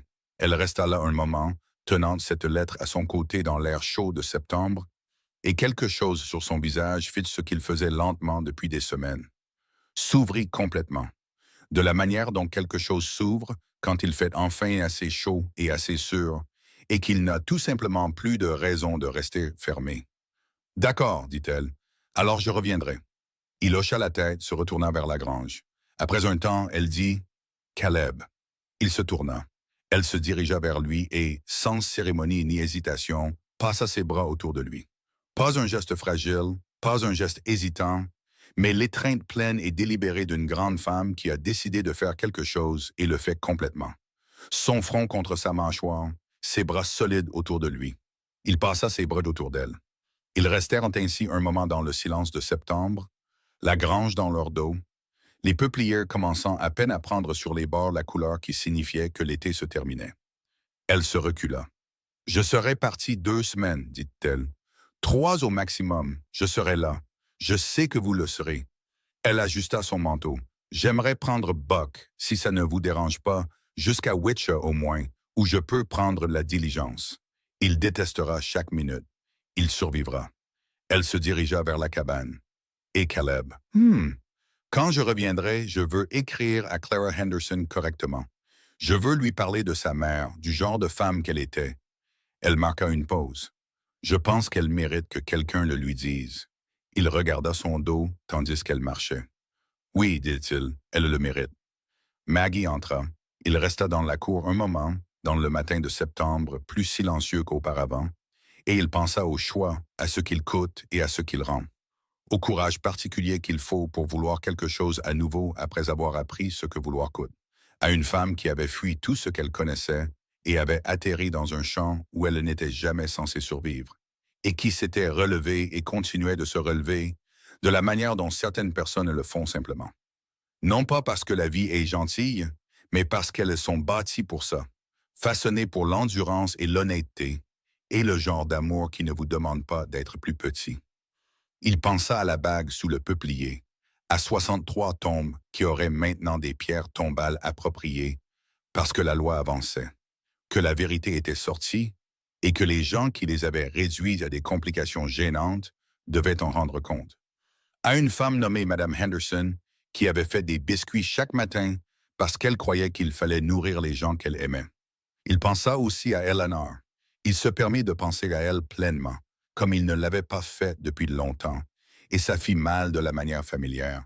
Et puis ça se calma de la manière familière. Et la douleur et l'apaisement étaient tous deux réels et tous deux vrais, et ni l'un ni l'autre n'annulait l'autre. Puis il ramassa le harnais et se remit au travail. Maggie partit le lendemain matin. Elle prépara le petit sac avec l'efficacité pratique qui était entièrement la sienne. Rien de superflu, rien de sentimental au-delà du peigne en écailles de tortue et d'un morceau de papier plié qu'elle n'expliqua pas et sur lequel il ne posa pas de questions. Elle attacha ses cheveux en arrière et enfila la robe de coton brun qui avait cessé de mal lui aller au cours du mois passé sans qu'aucun des deux ne le remarque. À la porte, elle se retourna. « 2 semaines, dit-elle. 2 semaines, dit-il. Elle le regarda comme elle le regardait toujours, pleinement, directement, sans le tampon de douceur sociale que la plupart des gens mettent entre eux et les choses qu'ils veulent vraiment dire. Puis, elle posa sa main contre sa mâchoire un seul instant, chaude, solide, certaine, et elle sortit vers l'endroit où Buck était scellé et attendait. Elle monta avec l'aisance exercée qu'elle avait développée au fil des semaines dans la prairie du Kansas, et elle partit à travers les peupliers vers la campagne ouverte. Caleb se tenait sur le seuil de la cabane et la regarda partir. La prairie s'étendait devant elle dans toutes les directions, large, plate et dorée dans la lumière du matin, immensément grande. Le genre de grandeur qui avait avalé 1 millier de personnes qui pensaient savoir dans quoi elle s'engageait. Elle ne se souciait pas de qui vous étiez. Elle ne se souciait pas d'où vous veniez, de ce que vous pesiez ou du nom que portait votre père. Elle était juste là, ouverte, indifférente et énorme, demandant seulement si vous pouviez l'endurer. Elle s'y engagea sans ralentir. Il la regarda jusqu'à ce qu'elle ne soit plus qu'une petite silhouette contre le ciel immense, puis jusqu'à ce qu'elle ne soit plus rien. Et puis il retourna dans la cabane. Sur la table, elle avait laissé un morceau de papier plié. Il l'ouvrit. De son écriture, précise et délibérée comme toujours, « Je sais où elle se trouve. » 3 semaines plus tard, un matin d'octobre, alors que les peupliers étaient devenus dorés et que la première vraie morsure de l'automne s'était installée dans l'air, Caleb Walker entendit des bruits de sabots sur la piste nord. Il sortit de la grange et regarda. Buck arriva à travers les arbres à un trot régulier. Maggie le montait, le dos droit, ses cheveux sombres flottant dans le vent d'octobre, et une sacoche de voyage attachée derrière la selle, considérablement plus grande que celle avec laquelle elle était partie. Elle arrêta Buck dans la cour. Elle regarda Caleb. Il la regarda. « 3 semaines, dit-elle. Vous avez dit 3 au maximum. J'ai tenu parole. Vous l'avez fait. » Elle descendit de cheval, se tint dans la cour en le regardant. Son visage avait quelque chose qu'il n'avait jamais vu auparavant. Pas le sang-froid contrôlé, pas la dignité gérée. Mais quelque chose de plus libre que ça, Quelque chose qui savait où il rentrait et n'en avait pas peur. Mon père a pleuré, dit-elle, ce qui était remarquable. Je ne l'avais jamais vu faire auparavant. Je ne suis pas tout à fait certaine qu'il l'ait déjà fait. Elle marqua une pause. Il m'a demandé de rester. Caleb attendit. Je lui ai dit que j'avais un endroit où être, dit-elle. Les peupliers bougeaient dans le vent d'octobre. Le ciel au-dessus de la prairie du Kansas était du bleu profond particulier que seul l'automne produit. Clair, froid et incroyablement lointain. Caleb prit les rênes de Buck et conduisit le cheval vers la grange. « Il y a du café de près, dit-il. » Maggie ramassa sa sacoche et le suivit. Et la cabane qui avait contenu le silence d'un homme pendant 4 longues années s'installa autour de 2 personnes à la place. Leurs voix, leurs pas et les sons ordinaires et extraordinaires d'une vie construite à partir de ce qui avait été sauvé des décombres et de ce qui avait été choisi librement, en pleine lumière. Dehors, sous le plus vieux peuplier, les feuilles d'automne tombaient une par une dans l'air calme, couvrant le sol à la base des racines, couvrant tout. La bague resta où elle était, profondément enfouie.